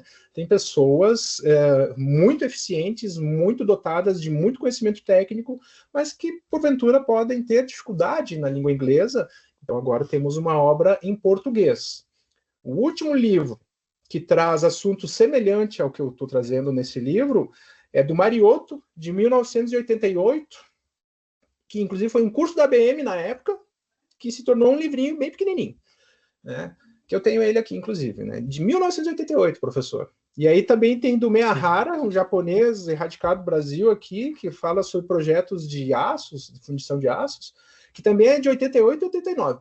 Então, veja bem, 88 e 89, quanto tempo faz? Tivemos toda uma geração de engenheiros mecânicos, de materiais, metalurgistas, de produção e qualquer engenharia que acabe atuando nessa parte de desenho mecânico, projeto de peças, que não tiveram contato com alguma coisa em português mais recente. Então, de 80, vamos lá, 90 para cá, estamos com 35 anos, agora que a gente tem um livro que traz sobre essa parte, sobre esses assuntos. Sim. E eu, quando fui aprender na minha graduação, tinha muito pouco desses assuntos. Tinham aqueles livros, mas eram difíceis de encontrar, né? Já tinha esgotado, né, esses livros. A gente encontrava na biblioteca da URGS ali, mas fora disso, e aí? Eu fui encontrar depois de muito tempo em sebo, né? Mas então foi essa a ideia, né? Como eu tive dificuldades de achar esses materiais, e hoje em dia a internet é excelente, tem muita coisa que nos auxilia, mas também tem muita coisa errada, de alguma pessoa que, pelo achismo ali, foi dar uma aula, achou que era daquele jeito, botou uma fórmula, ficou meio errada, e foi indo, e foi se retroalimentando aquelas informações erradas. Então eu tentei tirar fora tudo que tem de errado, e fiz um compêndio de todas as informações que são as mais próximas das corretas, né? São as corretas, né? Me utilizei do Campbell, né? Tem um livro do Campbell, para mim é o melhor livro da área de fundição hoje no mundo, né? Só que, de novo, é em inglês, então trouxe alguma coisa em português aqui para o pessoal. E aí produzi, então, esse livro aqui para que as pessoas consigam se apropriar desse conhecimento, né, que muitas vezes está na mente de muitas pessoas que, inclusive, já estão se aposentando. Então, é uma lacuna que ficou no conhecimento de fundição. Espero estar contribuindo para o mercado. A notícia boa que eu tive é que foram feitas 300 cópias, né, na primeira tiragem, no dia 10 de setembro, tinham 300 cópias disponíveis, e em 5 dias foram as 300 cópias, tiveram que fazer a primeira reimpressão, né, e não sei quantas que foram reimpressas. Então, o que isso mostra? Primeiro, que consegui fazer um marketing bom, né, nas minhas redes, mas o principal falta esse tipo de informação. O pessoal está carente, a fundição em si está carente de informação técnica de qualidade. Então, coisas que me nortearam para fazer esse livro. Para o Kleber do passado, na graduação, mas também pensando no mercado que está com falta desde 1988, 89, desse tipo de material técnico. Não sei se respondi ou se eu fui muito além. Não, ótimo.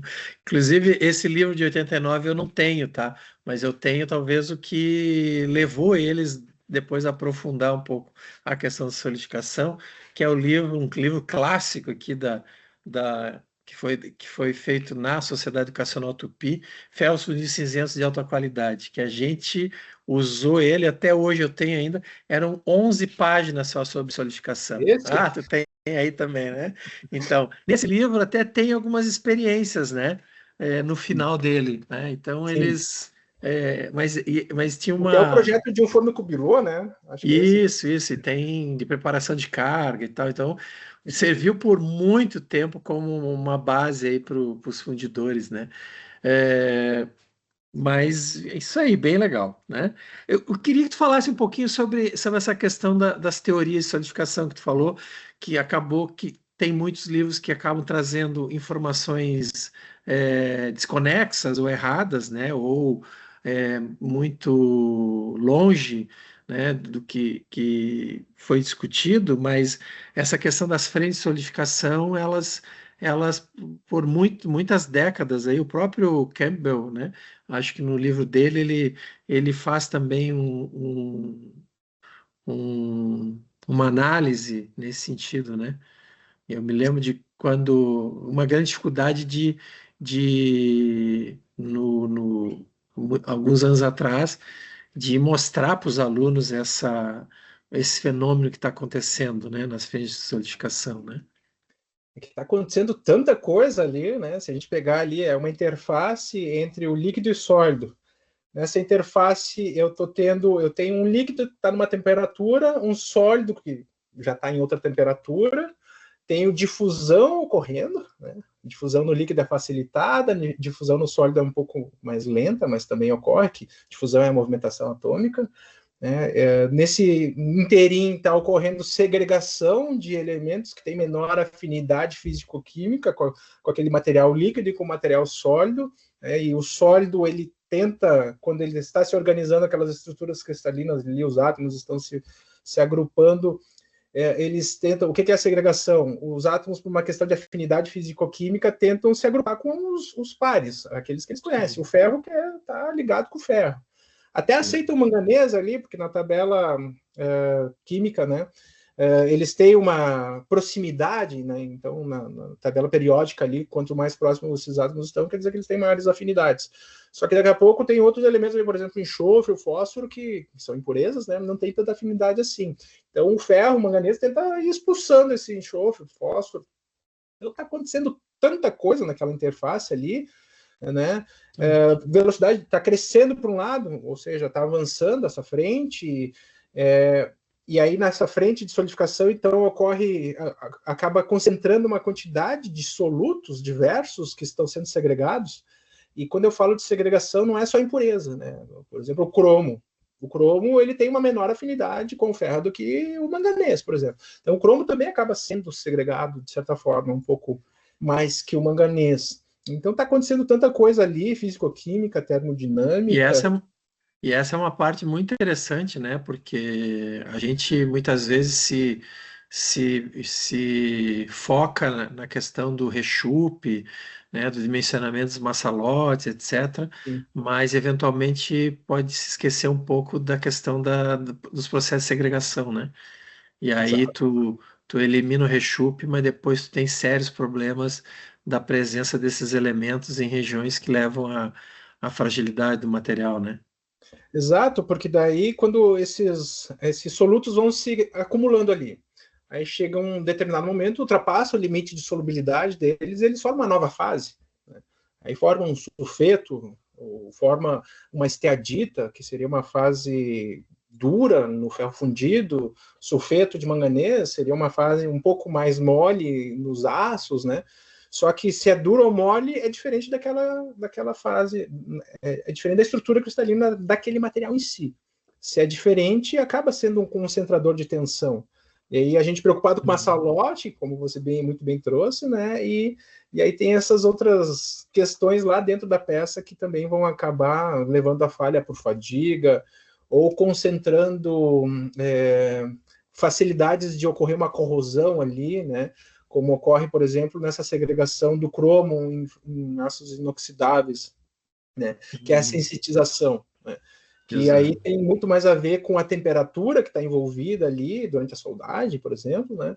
Mas é o tipo de coisa, né? Uma segregação que ocorre do cromo e aí tem que ter em torno de 12,6% de cromo, se tiver um pouco menos, até pode ter ali um pouco menos, mas acaba migrando parte desse cromo ali, né, para o contorno de grão, que facilita a movimentação atômica, e falta o cromo ali o suficiente para proteger da corrosão, e aí sensitização. Então, todos esses fenômenos estão ocorrendo naquela interface, né? E isso aí eu tentei trazer no livro de uma maneira simplificada. Quando eu falo simplificada, tem o rigor técnico necessário, só que estou tentando trazer palavras mais amigáveis. Coisas, né, que aí trazendo também uma questão dos livros antigos. Não sei como é que foi contigo, Carlos, mas eu tive na minha graduação, e tem alguns livros que a gente tem um pouco mais antigos, que tá uma linguagem, às vezes, técnica aprofundada, que ela é importante, mas muitas vezes ela traz assim uma certa dificuldade, né, de entendimento, porque se a gente, infelizmente, o QI médio do mundo, as pessoas está diminuindo o QI médio. As pessoas têm cada vez lido menos livros, né? Isso é mundo, não é só Brasil.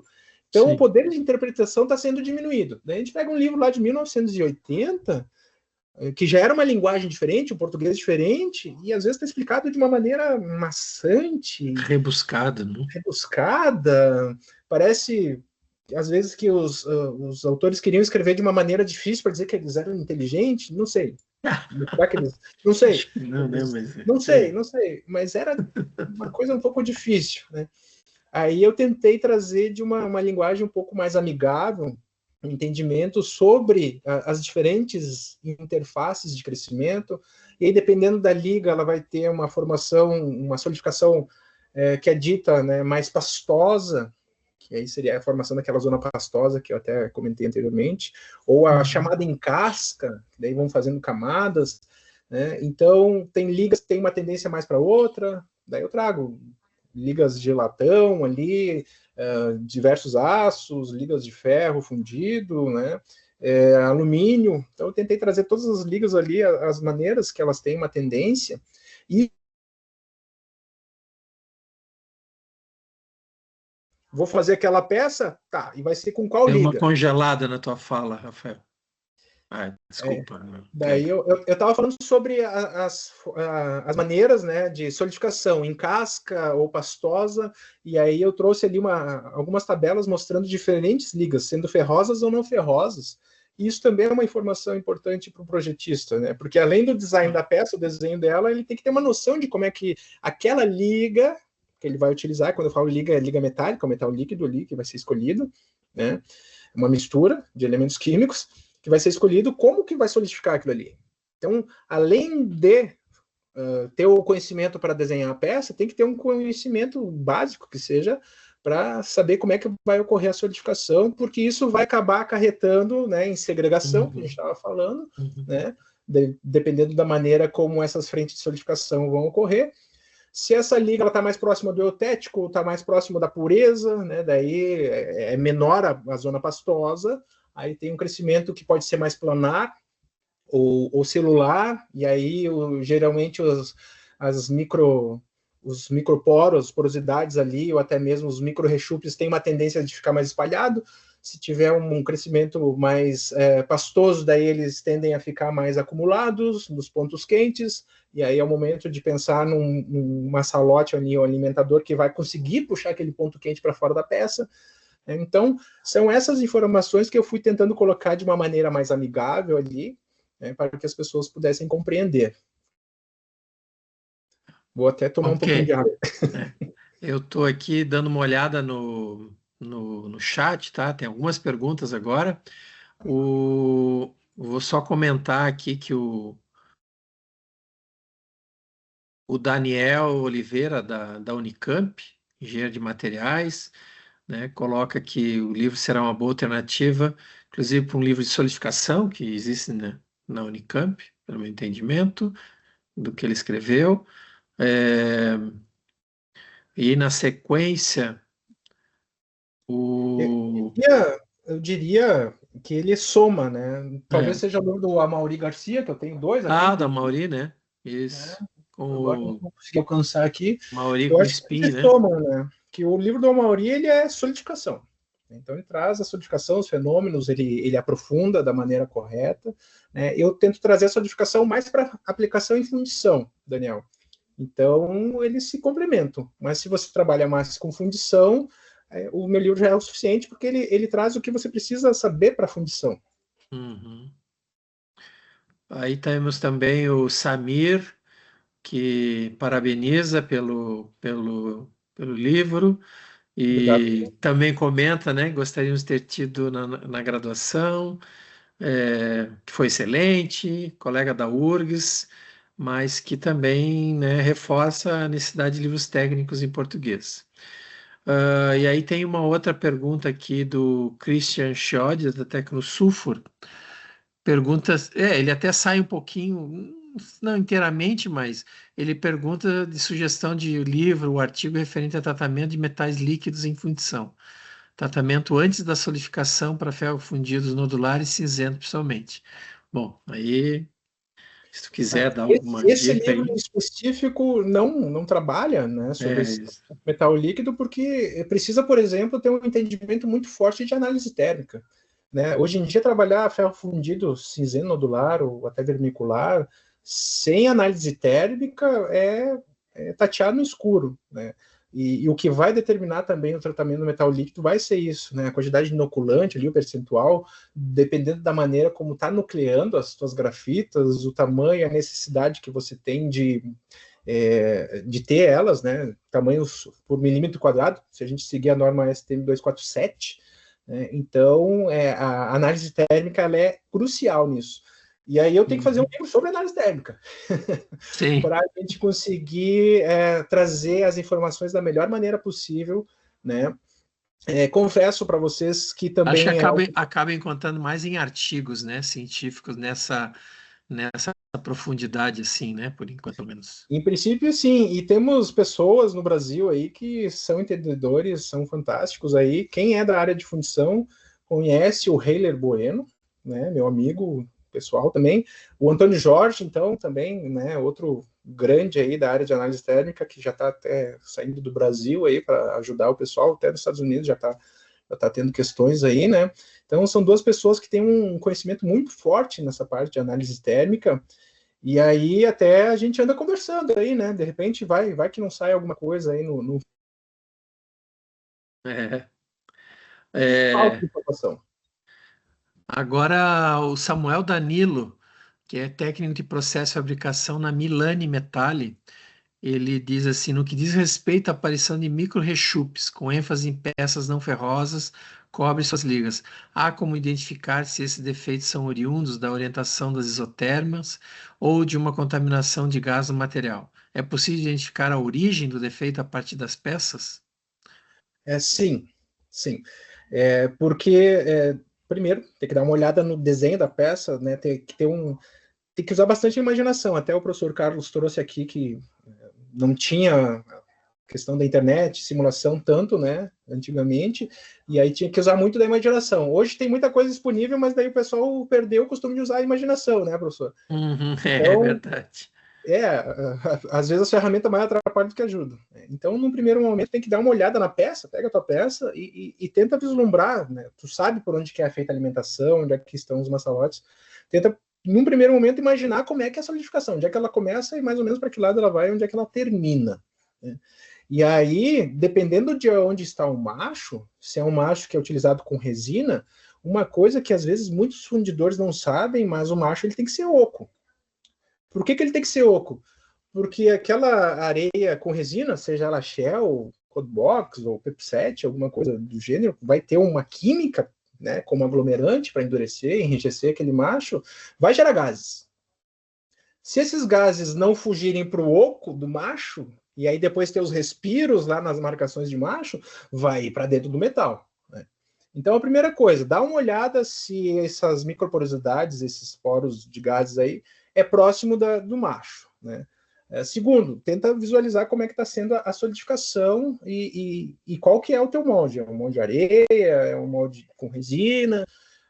é com resina, tá próximo de uma parte onde tem resina ali. Dá uma olhada se o misturador está misturando bem a resina, dá uma olhada se a resina está dentro da validade, dá uma olhada se o pessoal da compras lá não trocou resina, pegou uma mais barata de qualidade inferior. Sim. Então, tem um caminho longo aí, né, para dar uma olhada, mas sim, tem como verificar. Ah, e tem como olhar o formato dos poros e ter uma noção? Também. Se ele é enrugadinho na parte interna, é micro-rechupe, não é microporo, para começar. Se é poro, ele tem uma parede lisa. Se é uma parede lisa brilhante, é um tipo de gás. Se ela está oxidada, é outro tipo de gás. Se ela está azulada, aí tem um pouco de hidrogênio. Então, tem tudo isso aí que dá para ser analisado, né? Tem que dar uma olhada nessa microporosidade para ter uma ideia. Uhum. Mas também é para um outro livro. Eu acho que um pouco nessa linha aí, o Wesley Pita pergunta se todo esse processo foi apresentado hoje, ele consegue aplicar em metais ferrosos, e depois, mais adiante, o Maurício Pinheiro também, né, se trata sobre a função de cobre e suas ligas. Ó, o pessoal de não ferrosos bem interessado aí em solidificação de não ferrosos. E aí? A pergunta que eu faço é: o metal que vocês estão trabalhando aí é líquido? Claro que é uma brincadeira, né? É óbvio que ele é líquido para preencher a cavidade. Se é metal líquido, serve a teoria que eu trouxe para vocês.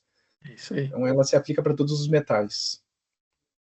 Claro, né? Vai ter as suas particularidades também em função da composição química, Sim. em função do próprio tratamento que foi feito no estado líquido, as impurezas presentes, né, na questão da segregação vão mudar de né, eventualmente algumas ligas não vai ter o cromo, né, e outras vai ter mais fósforo, nitrogênio, bom, enfim, né, tudo Uma é vai vilão depender. numa, mas na outra ele Mas ajuda. os fenômenos estão aí, né?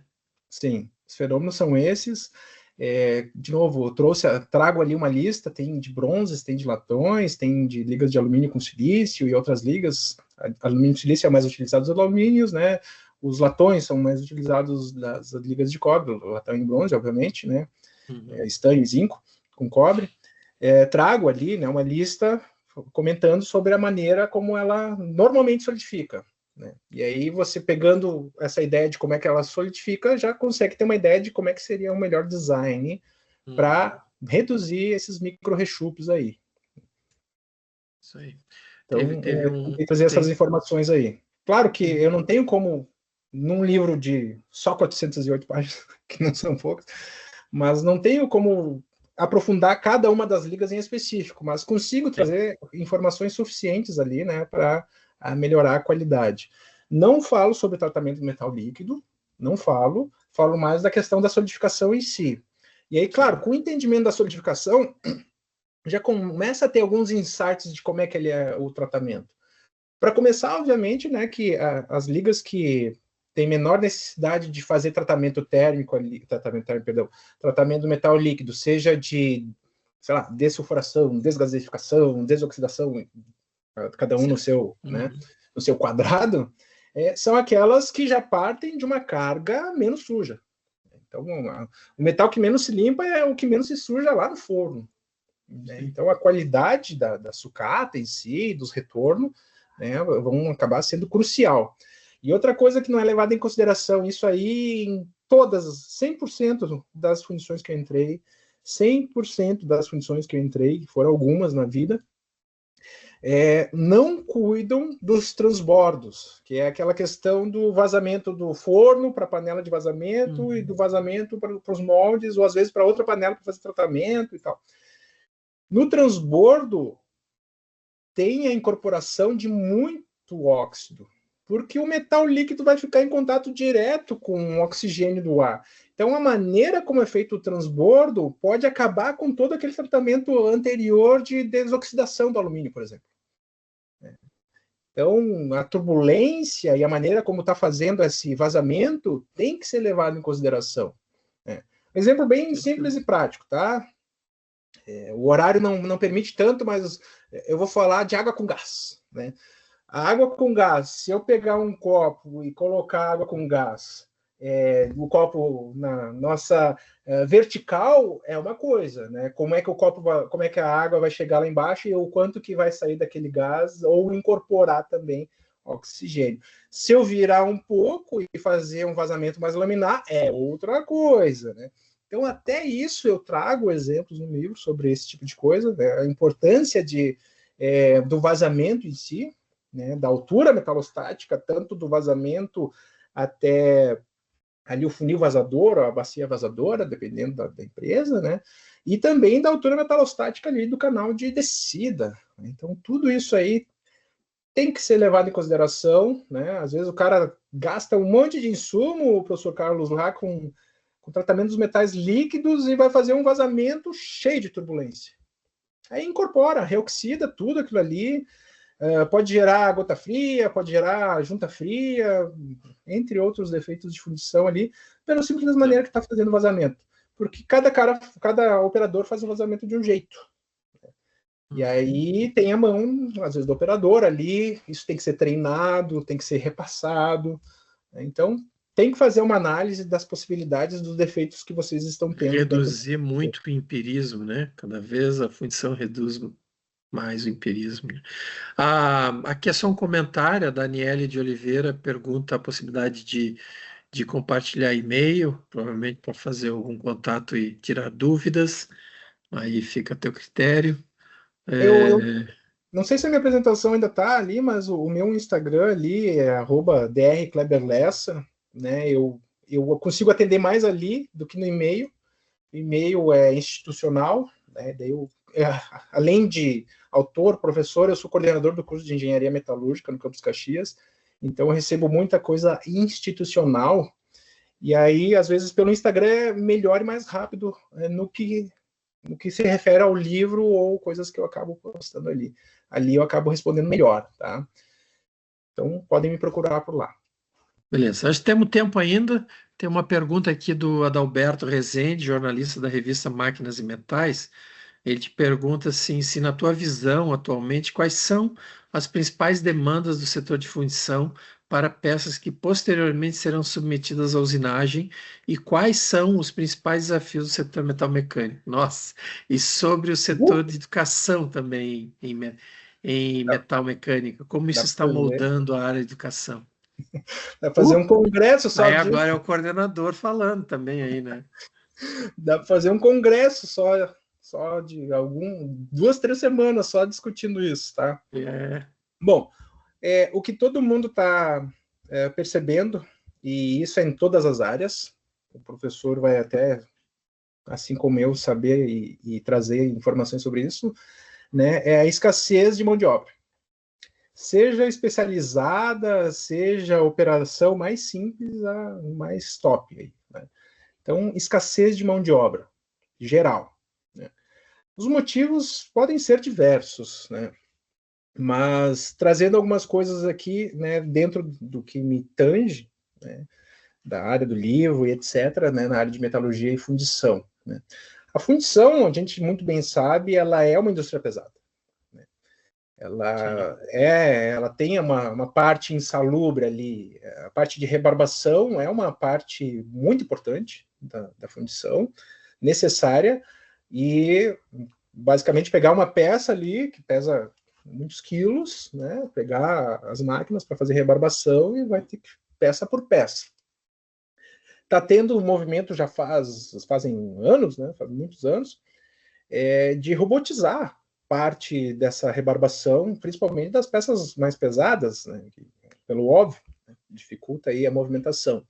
Né. Mas ainda é necessário o humano, a mão humana ali. Saíram já algumas notícias esse ano, e volta e meia sai, principalmente com a questão da inteligência artificial, quais que são as profissões que a inteligência artificial vai eliminar, quais que vão ser necessárias ainda no futuro, tarará, parará. Se vocês verem algumas dessas notícias, vão perceber que a fundição, o operador de fundição é uma que está lá que não tem fim, não tem IA que substitua. Com certeza. Então, a rebarbação, sim, né, tem muito movimento aí para robotizar o que for possível e necessário. O caminho é longo ainda para ser totalmente robotizado, automatizado, se é que vai ser em algum momento, né, mas é um caminho longo. Enfim, ainda precisa da parte humana. Os cursos de engenharia, num geral, né, professor, tivemos aí... A pandemia trouxe muitas questões, nem quero comentar sobre as questões ruins, porque todo mundo bem sabe, mas se teve alguma coisa de bom, se é que dá para dizer, me perdoem, tá? Que eu sei que muitas pessoas perderam entes queridos, mas se a gente consegue tirar uma gotinha ali, 2 centavos de alguma coisa boa, algo que está acontecendo agora. Estamos no webinar, eu estou aqui na minha casa, o professor está lá na Unicinos e vocês, cada um está, né, na empresa, na sua casa. Então, algo que ficou muito mais difundido e facilitado é isso, né? O remoto. Então, se tem algum legado bom, seria esse.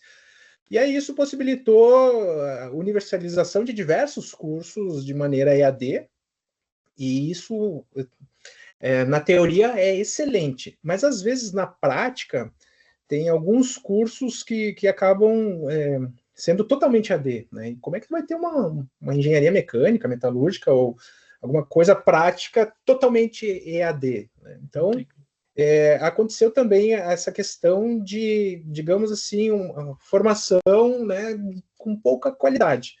E aí isso dificulta, às vezes, até a colocação dessas pessoas, né, no mercado de trabalho, então elas têm que buscar uma especialização mais prática depois. E aí, beleza, né, dá certo.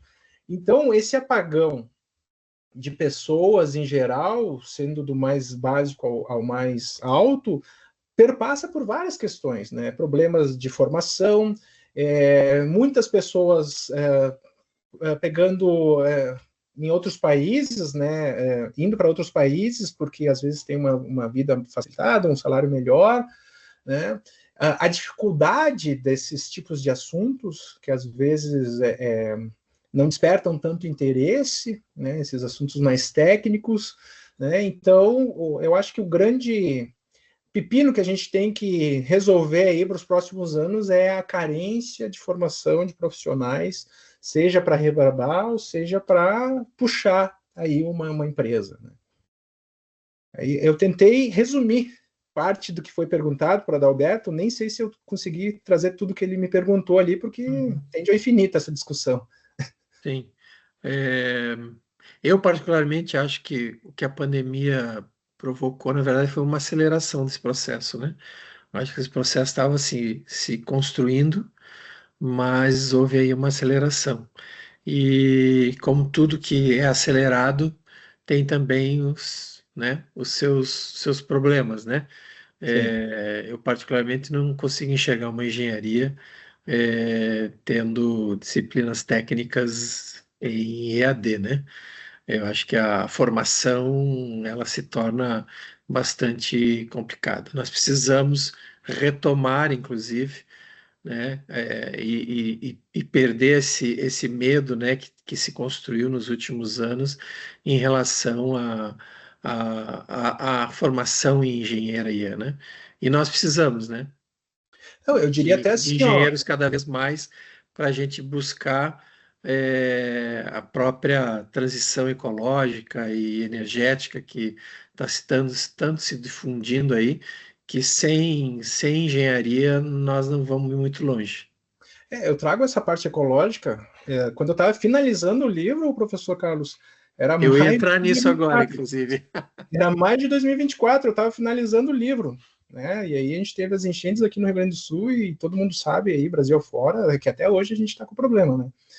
E eu falo sobre isso. Então, você fazer um projeto de alimentação mais eficiente, um projeto de sistema de canais mais eficiente, você pensar melhor sobre a solidificação, o design da peça, isso também é trabalhar meio ambiente, porque você está melhorando o teu produto, o teu processo, está reduzindo o teu refúgio, está fundindo menos, está tendo menos reprocesso, isso também é trabalhar o meio ambiente.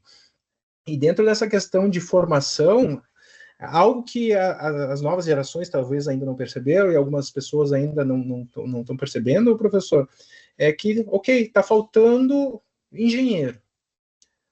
Logo, se tivermos formação em engenharia e tivermos um bom conhecimento em engenharia, logo ali na frente, essa escassez vai fazer com que esses profissionais sejam muito valorizados. Então, tem uma oportunidade aí.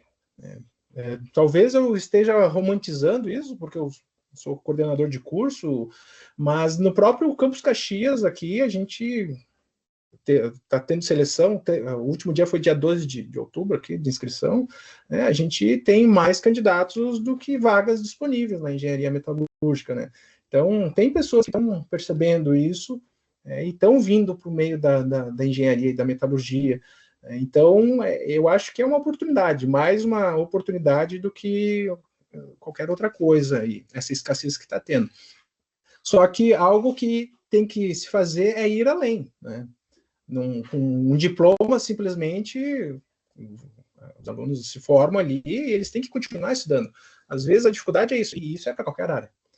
O ideal é que a pessoa, depois de formada, ela continue estudando, fazendo cursos, tendo mentoria na própria área, o soft skills, né, e outros assuntos correlatos.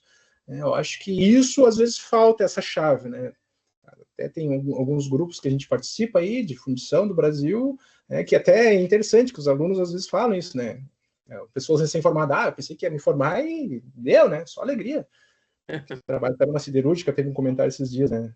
Falou, não, cheguei aqui e vi que não, tem que continuar, tem que estar sempre na fronteira do conhecimento, e exatamente. A questão toda é transformar isso em algo prazeroso. Eu acho que a maior dificuldade está aí, mas tem que saber que sim, né, se estuda para sempre em qualquer área, não é só engenharia.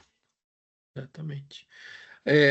Eu acho que a gente pode até retomar um pouco esse assunto, né, que o Adalberto trouxe ali, porque eu acho que tem uma relação fundamental aqui com o desenvolvimento tecnológico e sustentável, né, que vem aí na frente, o país também num processo necessário de reindustrialização que precisa, mas antes o Geraldo Maia está fazendo uma pergunta bem específica aqui, né? Ele diz assim, ó, qual a significância para as propriedades de uma peça de aço fundido, considerando teores de fósforo e enxofre de 0,015 e 0,010, respectivamente? E agora, como é que sai dessa, professor? Qual ferro fundido? Ele fala em aço fundido. Em aço, tá. Aço fundido, fósforo 0015, enxofre 0010. No aço a gente tem o manganês, que é adicionado, e aí tem um balanço entre manganês e enxofre, isso também ferro fundido, né? A gente tem que ter um pouquinho de fósforo, a gente tem que ter um pouquinho de enxofre, né? Até para formar algumas fases ali, por exemplo, sulfeto de manganês. A questão é quando se tem demais, né? São impurezas, enxofre e fósforo. Por que são impurezas? Porque vem lá do ferro gusa, vem lá, né, lá da minério, redução, né? direta, lá do minério, né? Vem lá do minério, ocorre a redução direta, né? E aí não tem como tirar esses caras. Os ácidos especiais tentam se fazer dessulfuração, desfosforação, tirar o máximo que for possível ali, porque eles acabam causando fases frágeis. Mas esse percentual específico que você traz vai depender da peça, né? Um exemplo bem simples, né? Tentando ser didático, que eu trago em aula também. O que você vai fabricar? Você vai fabricar uma roda de portão de garagem? Você vai fabricar uma peça de segurança de um carro? Então, esse teor aí para o portão de garagem, ele está excelente, né? Mas dependendo da peça em si, o formato, o volume de metal líquido que tem, as partes ali, detalhes da peça em si, pode ser ruim, pode gerar algumas fases ali em contorno de grão que de repente podem ser danosas aí para essa peça. Então vai depender da aplicação, né, dessa peça de aço em si, e enfim, né, da aplicação e o projeto de alimentação e enchimento também vai auxiliar, né? Então, a ideia principal de trabalhar muito bem o projeto e enchimento, e para entender essa questão da importância da turbulência, da redução da turbulência, e também do design da peça, levando em consideração a metalurgia aplicada, é muito importante para tentar reduzir ao máximo, né, a formação dessas fases também, que podem vir com essas impurezas e outras. Mas, enfim, tentando responder, depende da aplicação da peça. Com certeza, da composição química, né? Eu só trouxe o enxofre e o manganês, como é que tá? É, E o silício, aí não fica fácil, né, de responder mesmo. O João Bosco, que é professor da disciplina de Tecnologia de Fundição do Cefet, né, parabeniza, né, a Ti pelo livro, e também eu acho que é legal, né, sempre isso, porque ele aproveita para parabenizar também o site do curso de processamento metalúrgico do IFRS, da sua autoria, que foi brilhante com estudos dirigidos para assimilação de conhecimento de fundição, né? Então, muito obrigado, muito acho muito obrigado. bom, o Eu acho pessoal que já... está referindo ao Instagram, né? Não é nem o site, é o Instagram, que eu fico postando metalurgia e fundição lá semanalmente. Aí alguém perguntou, né? O próprio João perguntou sobre projetos de alimentação de canais, mas é um dos capítulos, né, do livro. Hoje aqui focou no capítulo 1, né? Uhum. E aí, eu acho que por último aqui, que é a última... Bom, tá tendo mais coisas, acho. Bom, o João Lima, temos ainda um pouco de tempo. O João Lima disse que já adquiriu o livro, né? Elogiando também, né, que é singular, muito bem elaborado.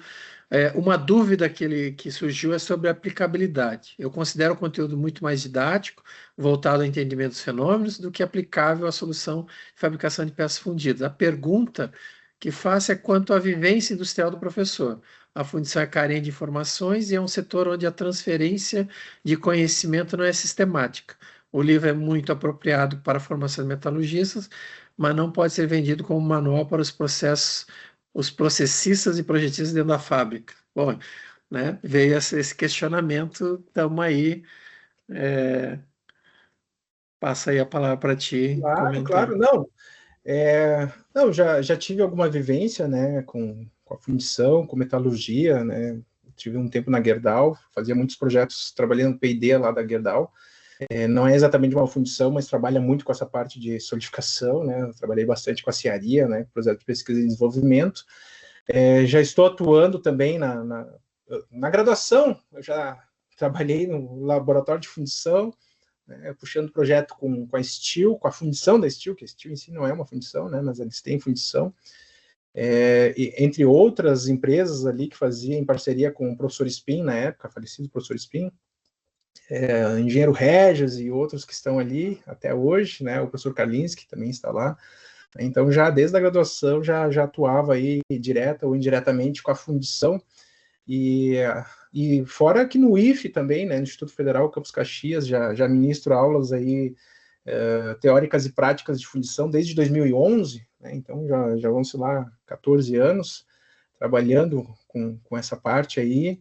Então, vou desde o início com os alunos, trago também nas disciplinas do superior, tem uma disciplina específica sobre essa parte de projetos de alimentação e enchimento, né, que é a nossa fundição 3, e também tem a parte de simulação, né, então já tem alguma vivência aí, fora as empresas que eu acabo ajudando e atendendo aí, né, de uma maneira sempre trazendo projetos de melhoria dentro das empresas e com vários êxitos aí bem interessantes.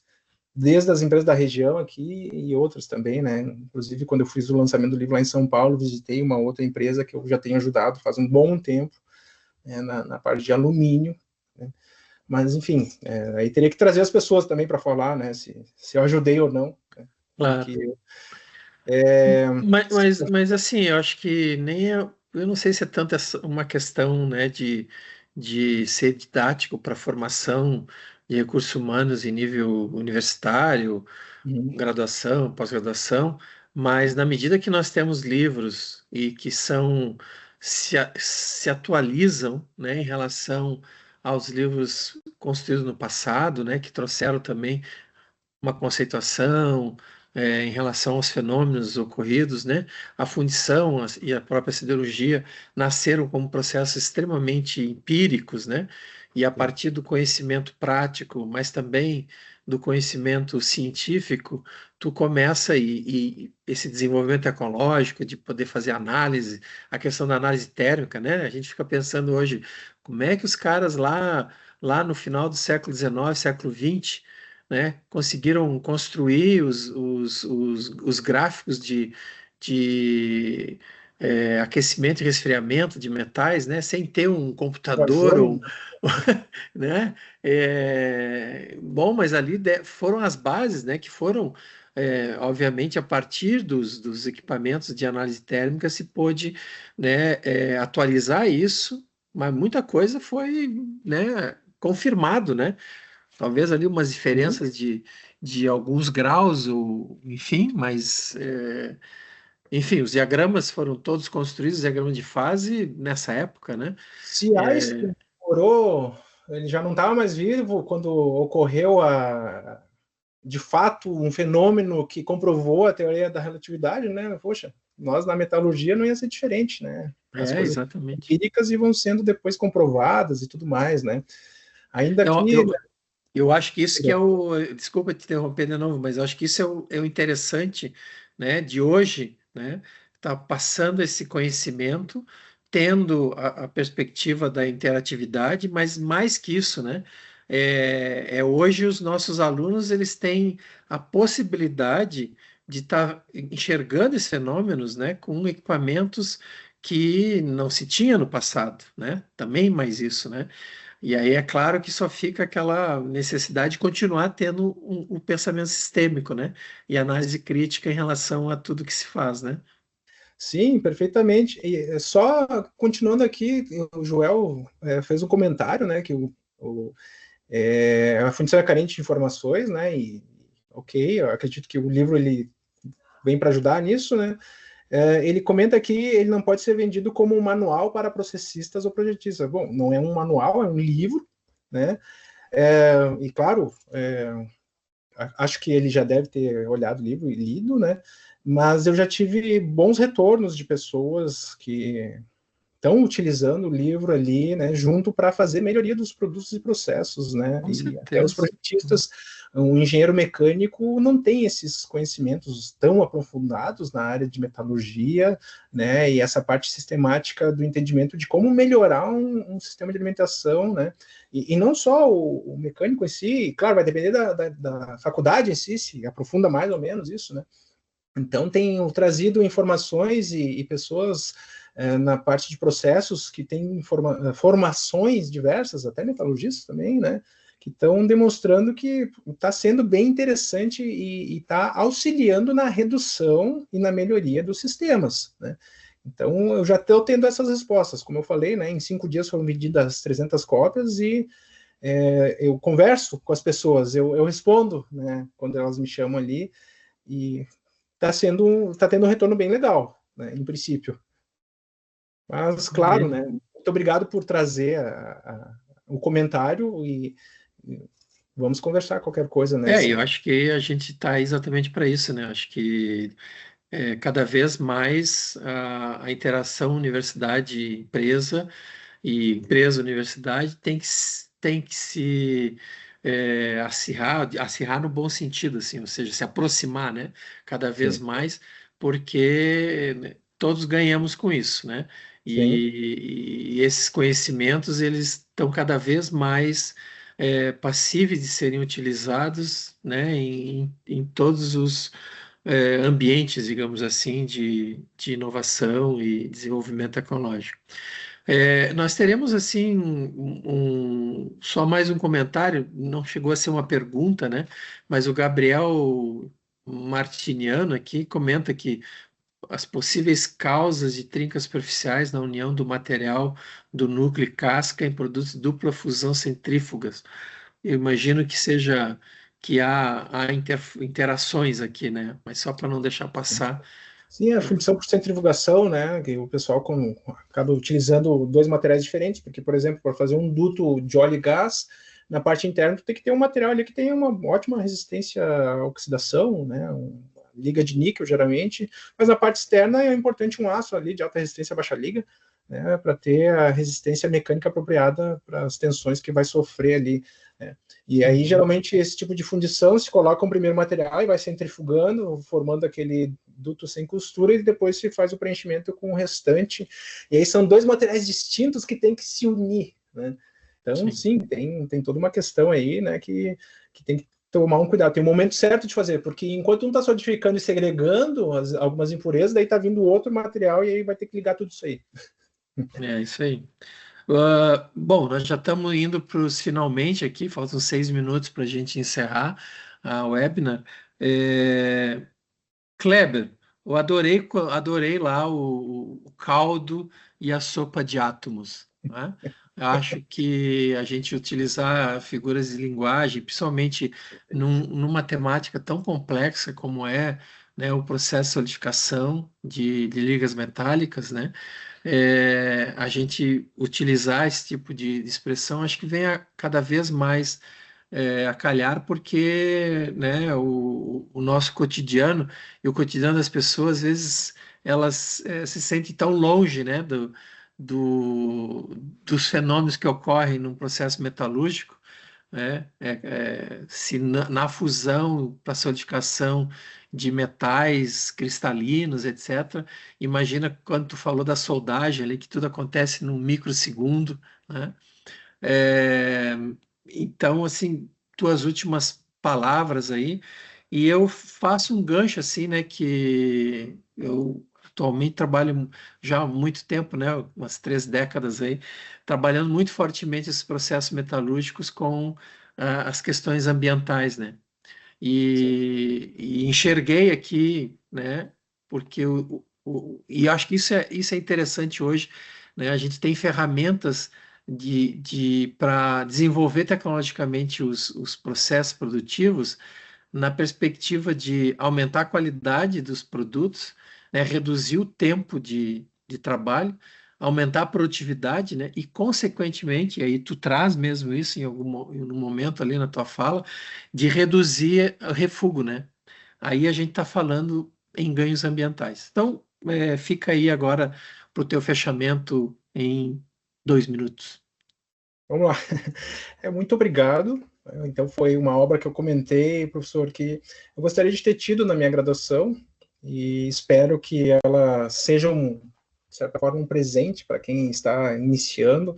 Já tive alguns feedbacks bem interessantes, né? Tanto de pessoas que o tempo que eu tenho de vida são pessoas que elas lecionam na área de metalurgia e já tive alguns feedbacks muito bons dessas pessoas, assim como também lá na Feira Metalurgia que eu lancei, né, teve um professor que tem 50 anos que ele ensina praticamente, e ele adquiriu o livro e foi bacana, e trouxe esses feedbacks, e também uma aluna que recém estava entrando numa fundição, e ela falou para mim, nossa, tu salvou minha vida, meu TCC, e esse livro vai ser meu manual aqui, vai ser meu livro de cabeceira.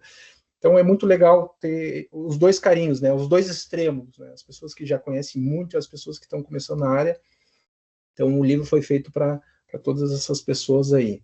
Né? Então, tentei, de novo, trazer o meu melhor, o conhecimento. Né? O que estava aqui, eu tentei colocar ali. Vai que eu tenho um Alzheimer, né, professor? E aí, pelo menos, está ali. Temos que registrar tudo, né? Então, mas acho que essa é a nossa função quanto professor, né? A gente Exato. tem que passar adiante a informação, o conhecimento.